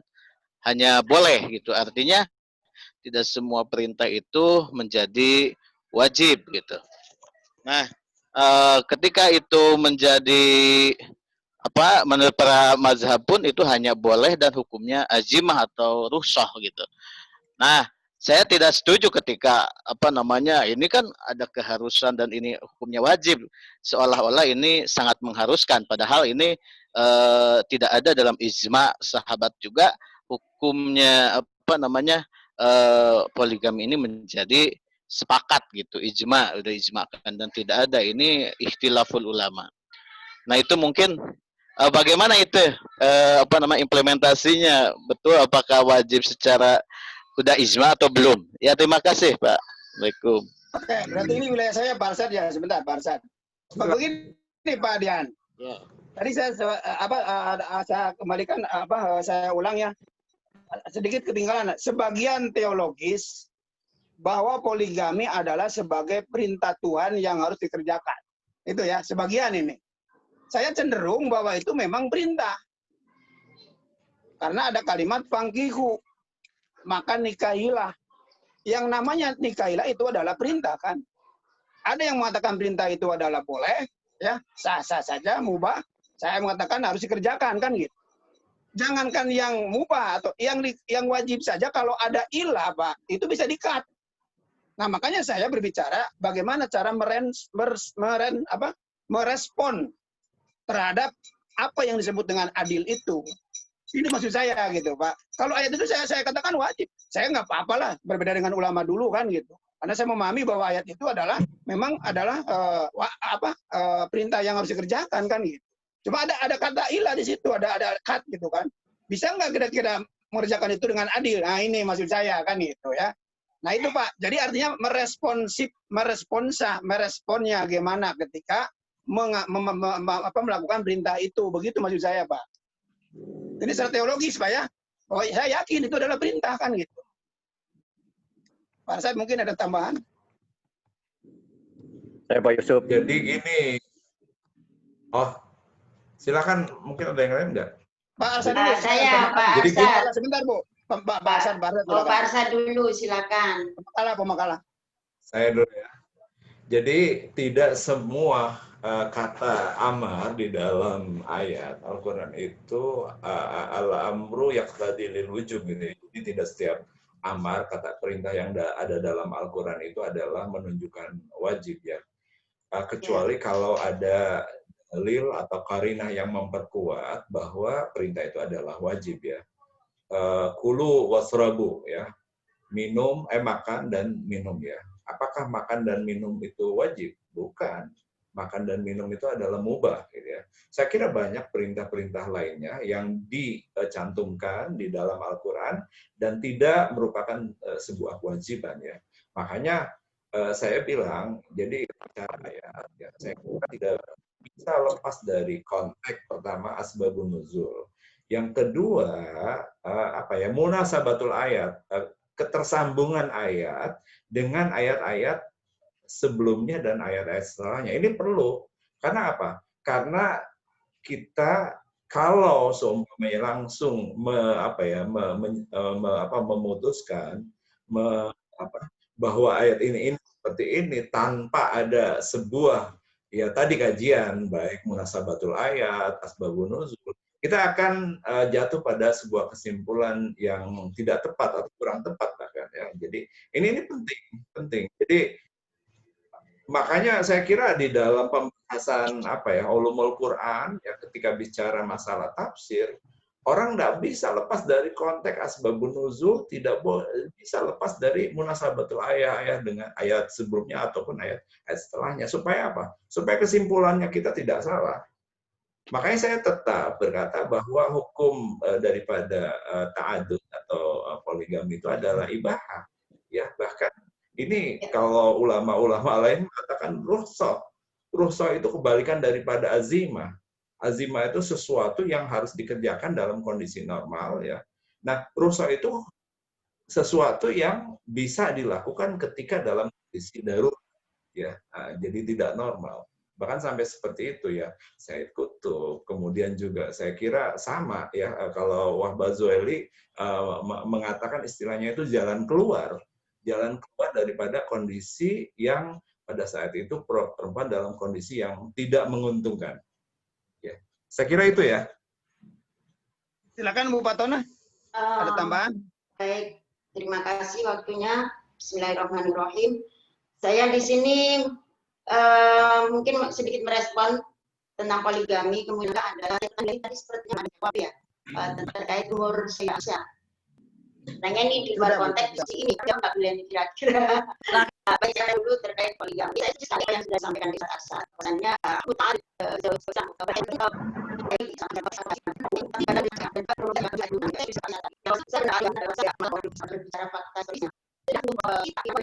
sebut batasan di sini ya, batasan dalam perkawinan untuk menikahi seorang perempuan. Zaman dulu poligami itu dianggap sebagai simbol kebenaran juga. Masalahnya di sini adalah bahwa orang laki-laki jika semakin banyak akan dianggap lebih hebat, lebih segala-galanya. Banyak raja-raja di zaman dahulu itu tidak mempunyai istri banyak, bahkan sampai ratusan. Kalau kita bicara Nabi Daud atau Nabi Sulaiman juga dikatakan ratusan begitu ya. Itu sumber-sumber ya. Belum lagi kita bicara dengan negara-negara lain ya, negara di zaman itu ya. Peradaban lain ya di dunia ketika itu. Jadi di sini kalau saya menyimpulkan tujuan syariat atau maqasid syariah pada ayat tersebut itu bukan semata-mata melegalisir praktik poligami. Itu mohon maaf saya mungkin sedikit berbeda dengan Pak Yusuf ya.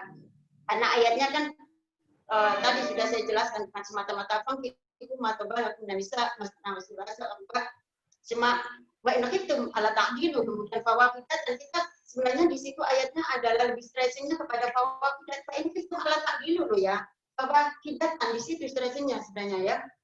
Jadi di sini kalau kita melihat ayat poligami itu, yaitu yang pertama adalah mengatasi problema sosial ketika itu ya. Ayat itu lahir ataupun diturunkan itu adalah persis pada selepas peperangan Uhud, di mana perang Uhud adalah disinyalir dalam sejarah sebagai perang terbesar umat Islam ya di luar Madinah begitu ya, dan itu banyak menewaskan para sahabat ya, orang laki-laki banyak yang meninggal, dan di sini jomplang bahasanya itu tidak seimbang antara populasi laki-laki dan perempuan. Di samping itu juga menimbulkan persoalan sosial di sini ya. Jadi Sufyan gitu ya, karena Sufyannya belum masuk Islam gitu. Dan banyak lagi ya, termasuk cerita sampai di Zainab ya, istrinya ada tidak ada Islam dan Islam. Poligami juga justru untuk pembatasan nikah. Nah, itu tadi sudah saya sebutkan ya. Kemudian juga sebagai kompensasi ketika itu di mana bicara kompensasi ini juga takrir yang terbaru ya, Al-Yawm fil Yaman yang terbaru yang sangat habis ya. Horornya bunyinya adalah kalau perempuan tidak mau suaminya poligami itu kena undang-undang di penjara. Kemudian juga laki-laki kalau tidak seperti itu ya, tidak melakukan itu juga kena penjara gitu dan sebagainya. Itu kalau yang terbaru. Ini ayat ini adalah bunyi pada abad di mana semua peradaban masih gelap gitu ya. Mungkin itu bisa dipahami ya. Pendapat saya. Kemudian ya, sekalian dibahas Bu. Sekalian dibahas bagaimana dengan Aisyah, menikahi Aisyah itu gimana Bu? Yang masih non janda gitu. Pertanyaannya non janda. Saya menjawab ini pertanyaannya Bu Leni ya.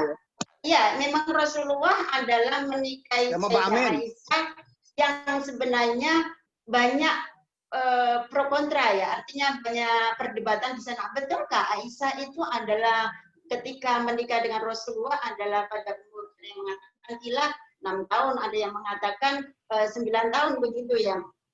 Tetapi kita coba menurut sejarah sebelum Rasulullah hijrah dan Rasulullah ketika hijrah itu tahun berapa. Nah, di sini memang tetap ada perbedaan pendapat, angka-angka itu pun juga tidak begitu persis ya, tetapi kita coba membaca sejarah Rasulullah ketika hijrah adalah pada tahun 623 Masehi ya. Dan itu ini menurut Hisam bin Urwah ya, tadi yang dinyatakan oleh Bu Leni tadi ya, di mana Sayyidah Aisyah itu, saya pelan-pelan aja karena agak kalau nggak pelan-pelan saya khawatir salah sebut begitu ya. Karena Aisyah itu di catatan sejarah manapun itu dikatakan beda dengan kakaknya, dengan mbaknya, yaitu Asma binti Abu Bakar itu sekitar selisih 10 tahun. Nah, sementara Asma itu dikatakan juga dalam sejarah adalah umurnya 27 tahun sebelum hijrah. Artinya hijrah itu tahun 623 Masehi, maka Asma dinyatakan di situ jika ditambahkan 27 tahun, maka lahirnya adalah sekitar ya kira-kira 596 Masehi. Nah, 596 Masehi tadi saya katakan ya dalam sejarahnya adalah Asma itu, dan ini banyak sejarah mengatakan Asma adalah selisih 10 tahun dengan Aisyah. Aisyah itu adiknya. Jadi kita tambahkan 10 tahun ke belakang, ke depan ya gitu ya. 596 Masehi, maka umurnya Aisyah ataupun tahun kelahiran Aisyah adalah sekitar 606 Masehi. Nah, ini tentu saja angka yang saya sebutkan ini adalah tidak persis satu pendapat begitu, karena ada banyak pendapat di sana. Nah, saya mengikut pendapat ini ya, yang sahih ya, menurut saya ya. Ya, 17 tahun. 17 ya, tahun. Maka ketemunya ketika Aisyah itu yang kita tahu adalah dalam hadis-hadis dinyatakan dinikahi Nabi ada 6 tahun, ada yang 9 tahun gitu ya. Dan itu adalah sebelum, kalau nggak salah 3 tahun sebelum Rasulullah hijrah begitu ya, atau sekitar 620 Masehi begitu. Nah itu belum dikumpuli, hello, harus diingat-ingat itu belum dikumpuli karena Rasulullah tidak langsung mengumpuli Sayyidah Aisyah, kemudian Rasulullah hijrah begitu. Nah oleh karena itu Rasulullah kalau nggak salah menikah. Gimana ya saya menjelaskannya di sini? Artinya di sini ketemunya Rasulullah adalah antara 606 Masehi kelahirannya dengan hijrah Rasulullah 623, ketemunya betul kata beliau 17 tahun ya baru dikumpuli Rasulullah.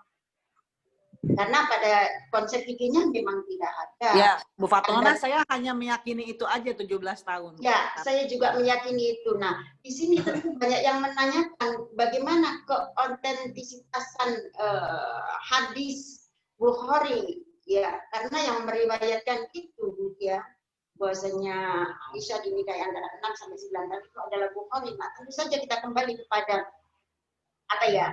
Memang Bukhari itu setiap meriwayatkan hadis adalah dengan istikharah, sholat dan sebagainya begitu ya, minta petunjuk dari Allah, memang betul seperti itu. Tetapi sekali lagi karena faktor manusia dan ini adalah juga ditulis, hadis itu ditulis jauh sekali dengan era Rasulullah ketika itu. Jadi ya sekali lagi apa yang saya katakan ini juga tidak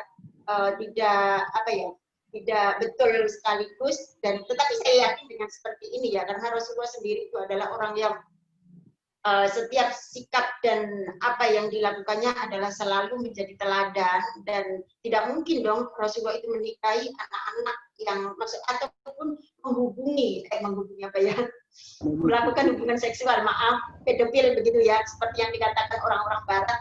Tidak mungkin, saya sangat menolak itu, karena Rasulullah itu sangat bijak dan rasional dan juga orang teladan gitu ya, yang dipilih oleh Allah gitu. Jadi itu saya yang apa yang saya sampaikan ini yang saya yakin itu benar. Ini ya. Itu melalui catatan-catatan angka sejarah. Begitu Bu Leni kira-kira ya, mohon maaf jika ya, betul.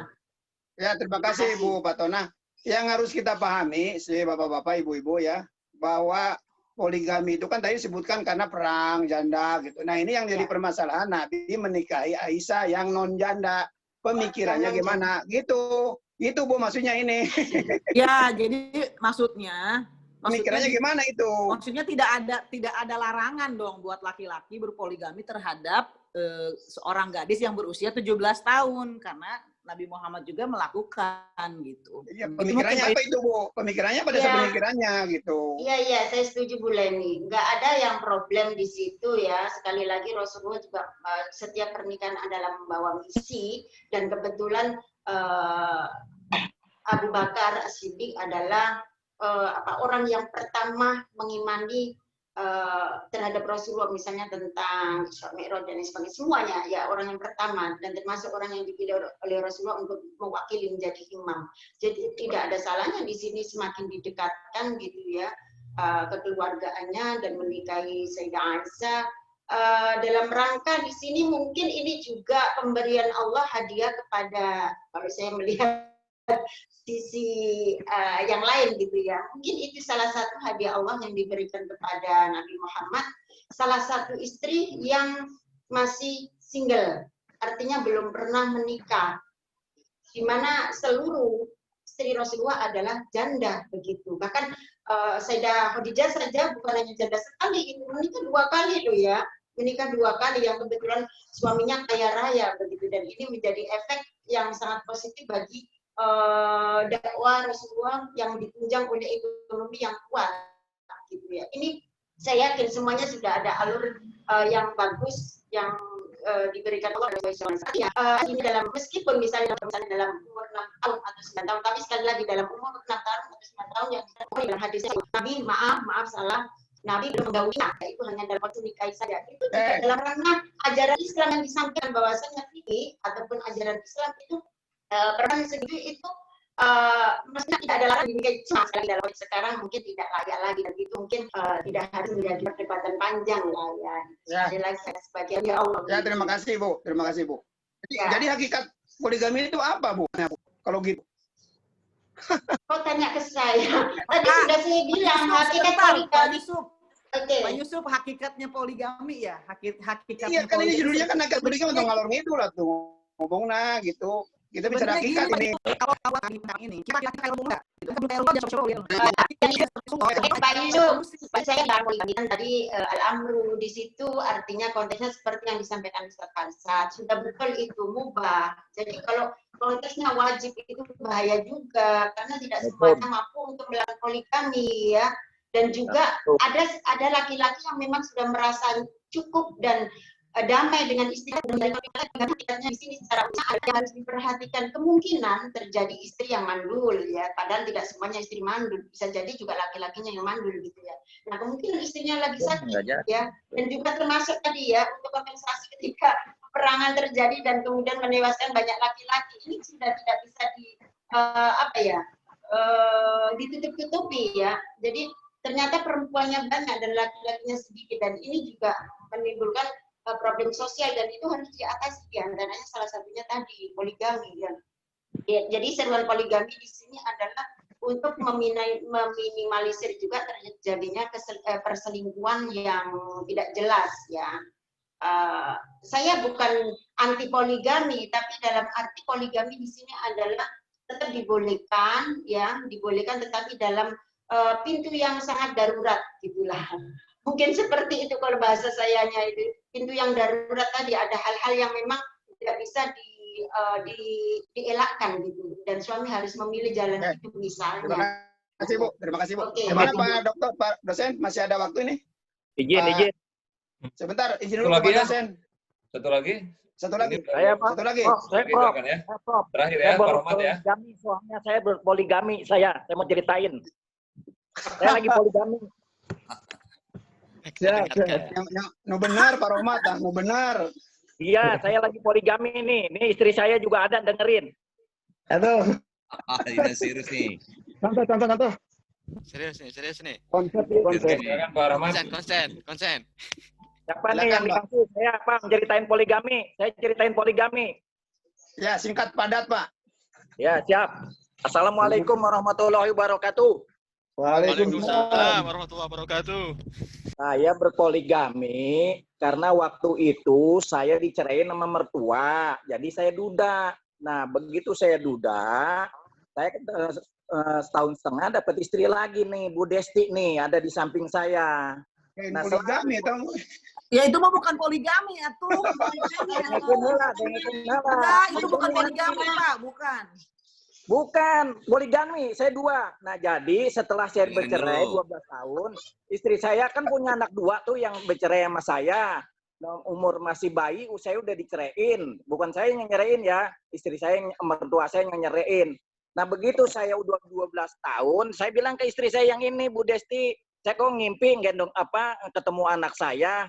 Ya kangen kali ya, katanya cari aja itu mantan istrinya, bilang gitu sama anaknya. Nah, saya cari ketemu, singkat cerita, anak saya nanyain, aku nggak punya papa, sekarang punya papa, kan begitu. Nah, kemudian akhirnya aku izin sama Bu Desti, Dek, gimana kalau saya balik lagi sama mantan istri saya? Ya boleh ya, karena kesian itu anak-anak nggak ada bapaknya.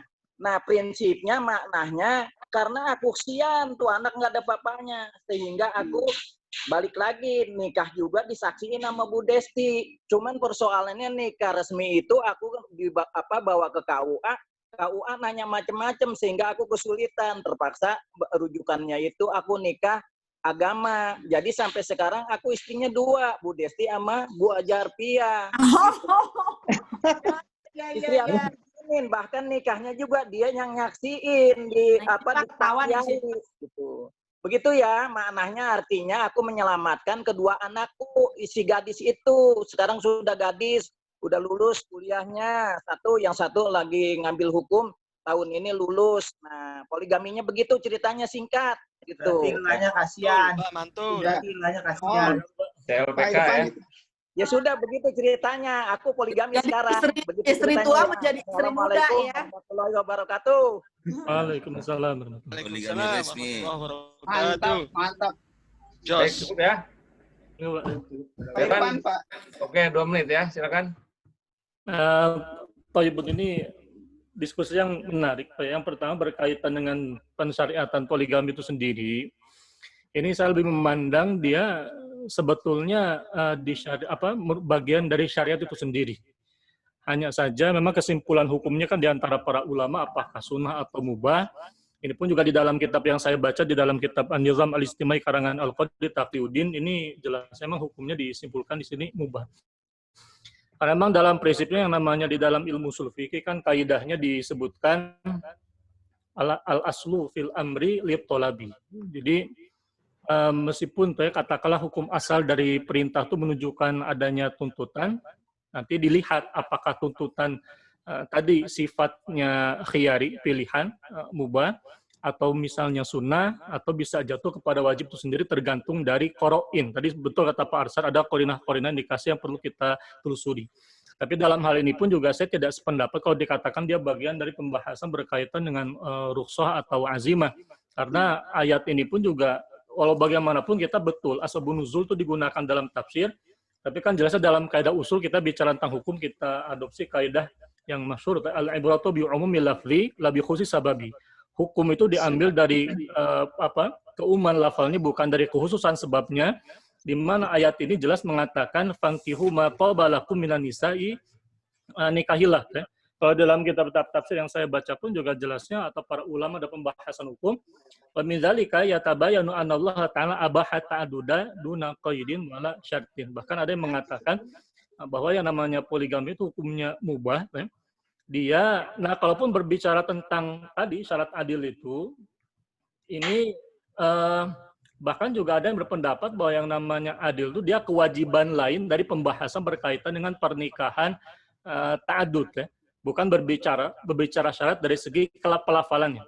Karena kalimatnya bukan in adaltum fangkiu ma tabalakum minan nisa imasna wasalah waruba in adaltum, tapi kalimatnya fa in khiftum alla ta'dilu. Nah, hanya saja dalam kitab yang sama juga para ulama menegaskan kalaulah tidak bisa adil, maka lebih utama min babil aula itu dipilih katakanlah satu saja. Cuman jelasnya berbicara tentang tadi kalimat fankihu ma tabalakum ay minat thayyibat. Jadi yang diinginkan ya boleh dinikahi. Dia tidak berbicara tentang katakanlah lantas kita batasi itu ya, tanpa ada batasan dalam penjelasan syariat itu sendiri. Karena ketika kita menghadirkan katakanlah qaid ya, dalam pembahasan hukum itu wajib dihadirkan dalilnya pula.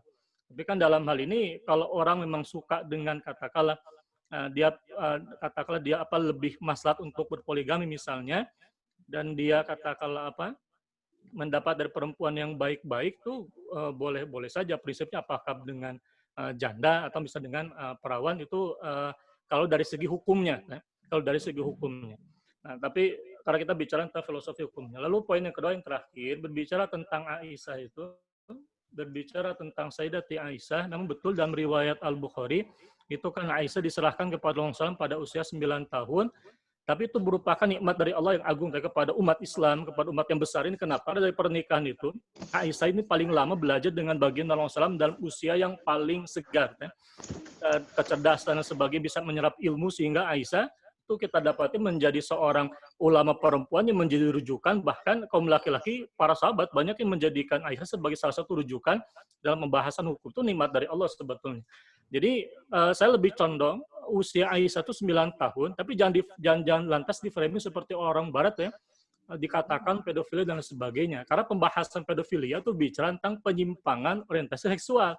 Kenyataan Nabi SAW, beliau dalam usia yang katakanlah itu menikahi ada janda dan sebagainya, itu menunjukkan Nabi SAW bukan seorang pedofilia. Hanya saja orang-orang kafirin yang berdusta itu menuduh baginda Rasul dengan segala macam tuduhan tanpa dalil, tanpa dasar, karena tidak ada bukti itu yang menunjukkan pernikahan dengan katakanlah seorang muslimah usia 9 tahun menunjukkan pedofilia. Itu kan menggambarkan di sisi lain tradisi, lihat konteksnya, di masa Arab itu pernikahan dengan usia katakan 9 tahun, di masa itu perempuan sudah lebih dewasa, dan kita katakan itu merupakan nikmat dari Allah yang agung kepada umat Islam, sehingga Aisyah bisa belajar banyak dan meriwayatkan banyak hadis, banyak hukum bersumber dari baginda Rasulullah SAW. Ini wallahu alam bisawab. Terima kasih banyak Pak Ramdan. Baik.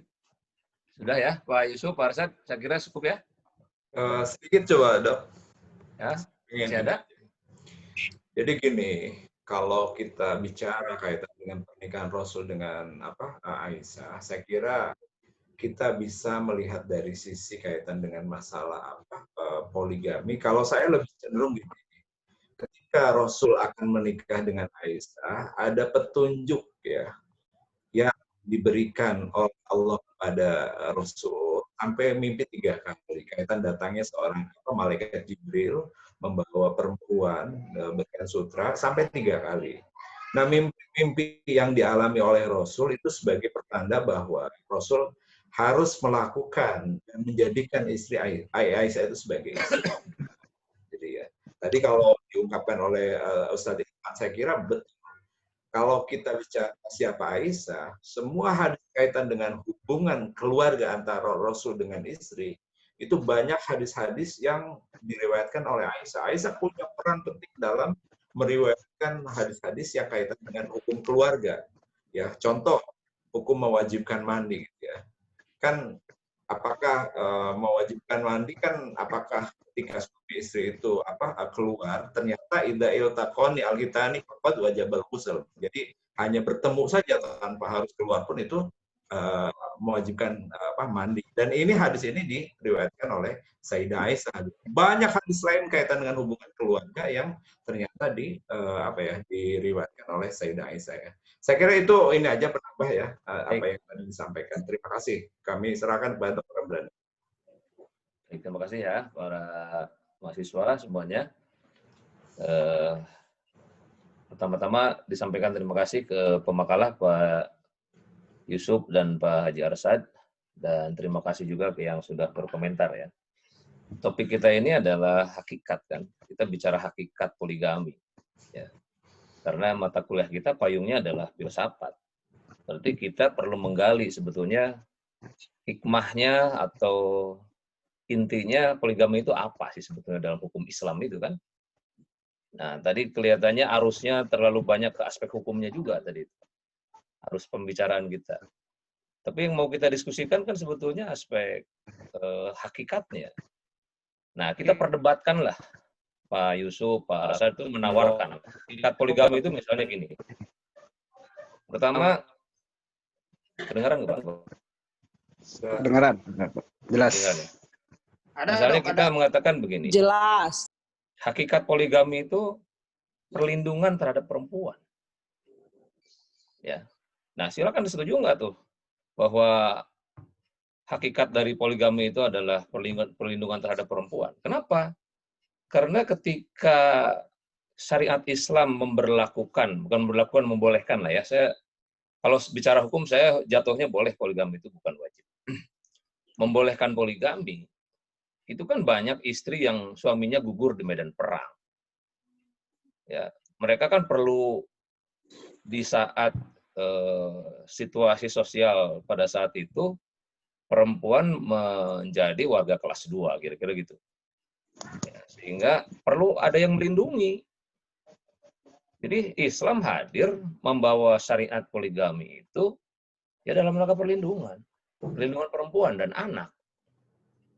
Ya, bisa dibayangkan kalau suami-suaminya gugur di medan perang, kemudian mereka hidup sendirian, kemudian misalnya tidak ada laki-laki dan di sana usianya sudah ada yang sudah cukup umur mungkin ya. Nah, bagaimana mereka mendapatkan perlindungan hukum, perlindungan sosial, perlindungan keamanan dalam masyarakat seperti itu? Maka hadirlah poligami disyariatkan dalam rangka melindungi perempuan. Nah, sepakat nggak tuh kalau hakikat poligami itu begitu? Nah, kita diskusi sebetulnya di situ. Ya, di aspek hakikatnya kita bicarakan tentang dalam rangka memberikan perlindungan terhadap perempuan. Nah, sekarang problemnya atau ilat hukum medan perang itu kan sudah tidak ada kalau disebut dengan perang dalam pengertian pada saat itu ya, perang fisik. Ya. Tapi banyak juga sekarang wanita-wanita yang suaminya gugur ya, apalagi sekarang misalnya dengan masa COVID loh ya, itu perang juga loh, perang terhadap virus itu. Betul, jadi Pak Amin, Pak Yusuf, Pak Arsad harus berani bertanggung jawab mengambil alih itu. Perlindungan-perlindungan itu terhadap perempuan-perempuan yang membutuhkan jaminan sosial dan ekonomi. Betul ya, Pak Nur Hidayat ya, sebagai hakim? Betul itu. Betul. Jadi Bu Reni jangan seenaknya aja. Tetangganya, suaminya meninggal. Bu Reni suaminya cukup, rumahnya udah lebih dari 5, mobilnya banyak. Berbagilah dengan tetangga sebelah. Izinin. Nah, itu hakikatnya. Ya, kita bicara hakikat poligami. Ya. Belum Jadi, siap, Prof. Belum siap. Nah, itu problem lain kalau belum siap. Tapi Iya. intinya kita mendiskusikan hakikat poligami, kita bicara ada perlindungan loh di situ. Perlindungan hukum, perlindungan ekonomi, perlindungan apa lagi? Perlindungan sosial terhadap perempuan dan anak. Sekarang perang udah nggak ada. Kita lagi perang melawan virus sekarang. Banyak suami-suami yang meninggal lebih dulu dan istrinya harus mendapatkan perlindungan, apalagi anaknya pintar-pintar, aset masa depan misalnya. Pak Yusuf harus bertanggung jawab, harus melangkah di situ. Hukum mulai ini. Ya, harus melangkah untuk Naon maksudnya ya Pak Yusuf menyuruh suami saya kawin lagi apa gimana? Nah, gitu. Jadi artinya kita bicara dalam wilayah itu ya.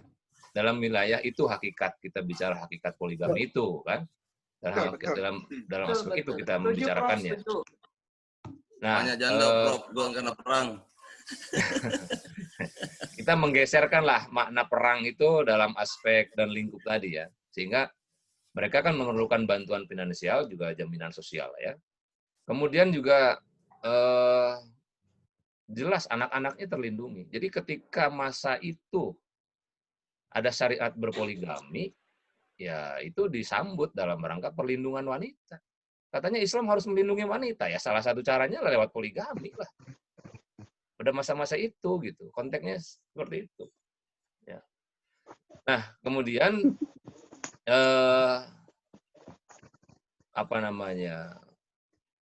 kalau kita bicara soal syarat dan rukun kan itu sudah masuk wilayah hukum ya poligami itu. Jadi ya saat terpenuhi syarat dan rukun perkawinan, adapun soal adil itu adalah bukan syarat sah, tapi ya syarat sahnya kan tadi ada beberapa rukun ya. Tapi itu masuk aspek hukum lah ya. Kita bicara aspek yang poligaminya, aspek hakikatnya apa. Kemudian yang kedua memberikan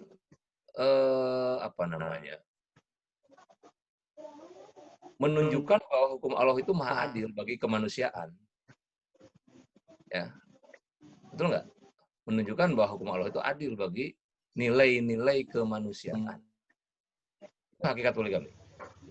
Ya, jadi Jadi bukan hanya melihat soal perasaan dan lain sebagainya, tapi harus dilihat motifnya atau konteksnya juga. Kita bicara soal poligami itu. Jadi di beberapa dalam kehidupan manusia ya, itu poligami itu sama tuanya dengan kuda makan rumput sebetulnya. Gitu kan? Jadi kalau kita bicara poligami ya sesungguhnya di manusia di belahan manapun ya melakukannya. Jadi kalaupun Islam hadir pada abad-abad 500 Masehi atau 600 Masehi, itu dalam rangka meluruskan atau mengatur ulang bagaimana cara, dan tentu saja yang diatur banyak hal ya, motifnya harus jelas ya, bukan hanya soal ikut-ikutan dengan budaya masyarakat pada umumnya, tapi intinya kan dilegalisasi lah, dibolehkan gitu, tidak ditutup kan poligami itu. Bayangkan kalau Islam melarang poligami secara mutlak, ya ini nggak sesuai loh ajaran Islam ini dengan kemanusiaan. Gitu. Jadi hakikatnya poligami ini adalah mengangkat martabat nilai-nilai kemanusiaan. Ya, karena sejak awal ya manusia itu tadi misalnya ya ada yang istrinya nggak bisa melahirkan, sementara dia mapan, ya suaminya mampu, masa dia harus satu saja terus? Kan itu dalam rangka menyelamatkan kemanusiaan dia menikah lagi. Islam membolehkan seperti itu. Ini itu dalam rangka hakikat poligami yang kedua adalah bagaimana melestarikan nilai-nilai kemanusiaan di balik ajaran atau kebolehan hukum poligami. Ya, itu yang sebab praktek di beberapa tempat ya secara empiris ya. Tadi saya sudah sebut di belahan bumi pun saya kira ya. Di Afrika misalnya ya, itu perkawinan bukan hanya fungsinya memenuhi kebutuhan seksual, tapi juga melahirkan satu generasi. Jadi kalau dalam satu perkawinan itu nggak ada generasi yang lahir, ya tidak hadir anak dalam perkawinan itu, dia akan cari istri yang lain. Ya. Nah, jadi itu kan naluri manusia. Ya. Apa naluri manusia itu? Ya, pertama secara empiris cepat bosan. Ya, dengan yang itu juga gitu kan. Nah, makanya Allah memberikan jalan. Nah, memberikan jalan itu dengan tadi ada aspek kemanusiaannya juga loh, bukan hanya seksual ya. Bukan hanya ansi seksualitas ya.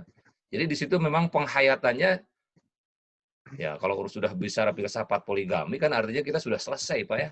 Bicara hukumnya udah selesai. Kita sudah pada level tinggi ini, level aras gitu.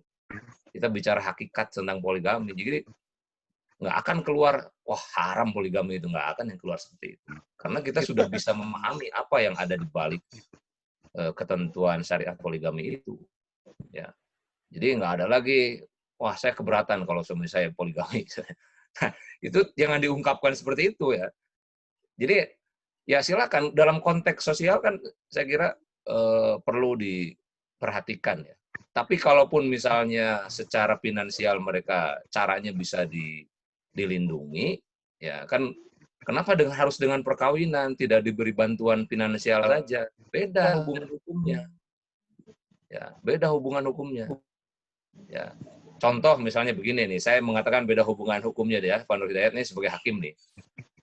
Kalau suami istri menikah, ya, kemudian hidupnya pas-pasan, ya, kemudian di seberang sana, entah di seberang mana lah, ada seorang wanita, entah itu janda ataupun bukan janda, kaya raya, ya, dan si fulan ini tertarik dengan wanita itu. Kalau dia menikah dengan perempuan yang kaya raya itu, maka otomatis akan mengangkat kehidupan si istri yang pertama itu kan. Akan mengangkat loh. Jadi perkawinannya itu jadi harta bersamanya bareng-bareng gitu. Kalau nggak ada perjanjian perkawinan kan. Nah, jadi ada motivasi ekonomi juga. Kalau jadi mengangkat derajat kehidupan sebuah keluarga untuk kasus seperti itu ya. Untuk kasus seperti itu. Nah, oleh karena itu, maka kalau kita bicara filsafat, ya perut kita harus kenyang dulu. Kepala kita harus terisi dulu. Sebab kita nggak mungkin kita berpikir filosofis kalau perut kita keroncongan kan. Artinya apa? Ya kita harus sudah mapan dulu keilmuannya. Karena bicara filsafat sudah tuntas fikih munakahat, tafsirnya sudah dibaca kan kira-kira gitu. Jadi kita bicara apa yang terjadi di dalam makna di balik poligami ini, ya. Nah, tadi kita bicarakan yang kedua adalah dalam rangka melanjutkan nilai-nilai kemanusiaan yang adil dan beradab gitu. Itu jadi Pancasila artinya. Poligami itu ya. Jadi sesuai dengan nilai-nilai kemanusiaan yang adil dan beradab untuk mewujudkan keadilan sosial bagi seluruh rakyat Indonesia, begitu Pak Nur. Ya. Itu hakikat poligami itu yang kedua, ya. Yang ketiga, kalau kita bicara hakikat poligami, maka kita bisa melihat pada aspek kemanfaatan. Ya. Jadi di sini kita bisa mengupas betapa hukum-hukum Allah itu, ya, itu diberikan hukum itu syariat ini untuk manusia, bukan manusia untuk syariat, kira-kira gitu. Jadi syariat Allah ini memang untuk manusia. Ya. Oleh karena itu silakan digali hikmahnya apa. Dari adanya hukum poligami ini. Ya. Nah, di antaranya beberapa hikmah ini yang bisa kita bisa kita angkat, ya.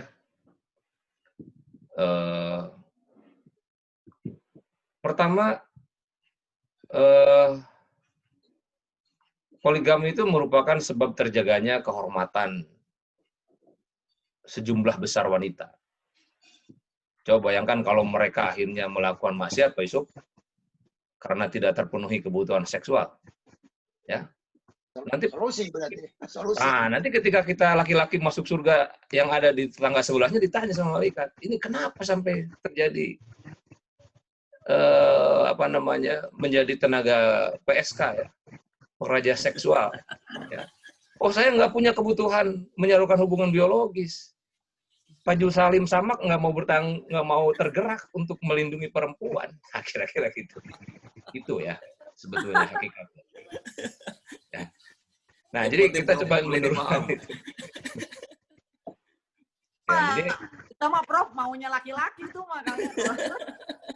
Kalau buat itu bukannya maunya laki-laki, maunya itu menolong itu. Kayaknya dia sama Prof. Boleh ini coba merenungnya di pagi hari sebelum sholat subuh, ya. Apa yang kita diskusikan ini supaya lebih. Oh, sering Dok, itu sering Bro ini. Sering. Ya. Itu hikmahnya. Kita bicara aspek hikmah. Jadi di balik semua itu, ya hukum Allah itu adil lah. Jadi hukum syariah ini memang untuk manusia. Gitu. Kemudian kalau laki-laki yang ketegangannya selalu di atas 180 volt, ya, seksualitasnya, gimana mereka akan menyalurkan hubungan seksual? Ya. Kan seperti itu. Mau bagaimana? Suami Bu Patonah misalnya, ya, secara seksual ada kelebihan itu harus diakui, ada yang dititipkan oleh Allah seperti itu loh, Bu. Oh, harus poligami itu berarti, Pak. Nah, itu bayangkan kalau poligami itu dilarang. Dilarang. Jadi nggak memecahkan masalah. Jadi syariah ini problem solving sebetulnya. Bersikap, boleh nih bersikap. Ya, dalam menghadapi situasi dan kondisi dalam keadaan bagaimanapun, ya. Itu yang diharap, yang syariah Allah itu seperti itu. Ya. Atau terkadang misalnya kita temukan dalam hubungan suami istri, istrinya mandul, nggak punya anak. Ya, sudah diponis ini istrinya nggak akan punya keturunan. Ya. Dan di pengadilan banyak sekali orang yang datang ke Panur, ya, orang yang datang ke pengadilan untuk meminta disahkan permohonan izin poligaminya, disahkan atau diizinkan oleh pengadilan, karena di antaranya adalah istrinya memang tidak bisa melahirkan keturunan. Ya, Pak Rohmat tadi sudah menceritakan seperti itu, ya, Pak Toto, Pak Muhammad Nur Sidik, ya, bayangkan kalau istrinya tidak bisa melahirkan keturunan. Arek gitu wae gitu. Kan harus poligami. Itu di antara jalan alternatifnya. Ya. Nah, itu saya masih cinta Prof sama Prof. Oke. Banyak saya kira, ya. Jadi kita mesti melihat secara komprehensif hakikat di balik poligami ini. Termasuk kalau Pak Arsyad ini sudah bolak-balik kalau dalam keadaan normal Mekah Madinah sibuk sekali. Kalau istrinya tidak dibawa ya, ada kebutuhan biologis ya. Buka cabang, Prof. Buka cabang. Ya artinya ada sekelompok orang yang kesibukannya sangat luar biasa di mobilitasnya ya tinggi ya. Kalau dalam masa corona begini kan sulit sekarang mengilustrasikannya. Tapi dalam masa-masa yang seperti bebas corona itu artinya mestinya diberi kesempatan gitu. Kan? Daripada jajan kan dalam tanda petik gitu. Kan harus yang legal ininya. Ya. Harus yang akadnya yang syariah itu. Jangan melakukan hubungan yang tidak legal. Nah, oleh karena itu menjawab semua inti dari pembahasan kita bagaimana hakikat dari poligami kurang lebih seperti itulah apa yang ada di balik pembicaraan tentang poligami ini. Kita kalau bicara hakikat berarti kan sudah masuk pada inti-intinya ya. Tentang tadi misalnya apakah Aisyah itu dinikahi oleh Nabi pada usia-usia 6 atau 7 tahun berdasarkan hadis-hadis yang ada ya. Karena secara sosiologis juga begini ya. Ada juga yang mengatakan bahwa hidup dari usia 15 tahun wanita pada saat itu dan belum menikah itu dianggap sebagai perawan tua. Ya. Ini konteksnya masa itu ya, jangan dibandingkan dengan saat sekarang. Ya. Kemudian yang kedua tadi penjelasan Bu Fatona saya kira sudah mewakili lah bahwa memang ada penjelasan yang menjelaskan bukan 6 atau 7 tahun kemudian digauli 9 atau 10 tahun ya. Tapi berdasarkan hubungan keluarga antara Aisyah dengan kakaknya ini, maka dia sebetulnya usianya 17 tahun. Ya. Baik, saya kira itu ya tambahannya di balik pembicaraan kita yang hakiki tentang poligami. Ya. Mudah-mudahan semakin mantap dan meyakini bahwa hikmah dan disyariatkannya poligami ini untuk kemaslahatan manusia. Ya. Untuk terciptanya keadilan sosial bagi seluruh masyarakat Indonesia. Jadi Pancasila. Jadi itulah poligami yang rasional, ya penjelasannya, bukan poligami yang irasional. Baik, terima kasih. Saya kira Bapak dan Ibu sekalian, ya telah hadir pada ruang Zoom meeting ini. Mudah-mudahan kita sehat selalu dan insya Allah. Amin. Assalamualaikum warahmatullahi wabarakatuh. Terima kasih, Prof. Waalaikumsalam warahmatullahi wabarakatuh. Selamat berpoligami, Prof. Harus dicontohkan dulu sama Profnya.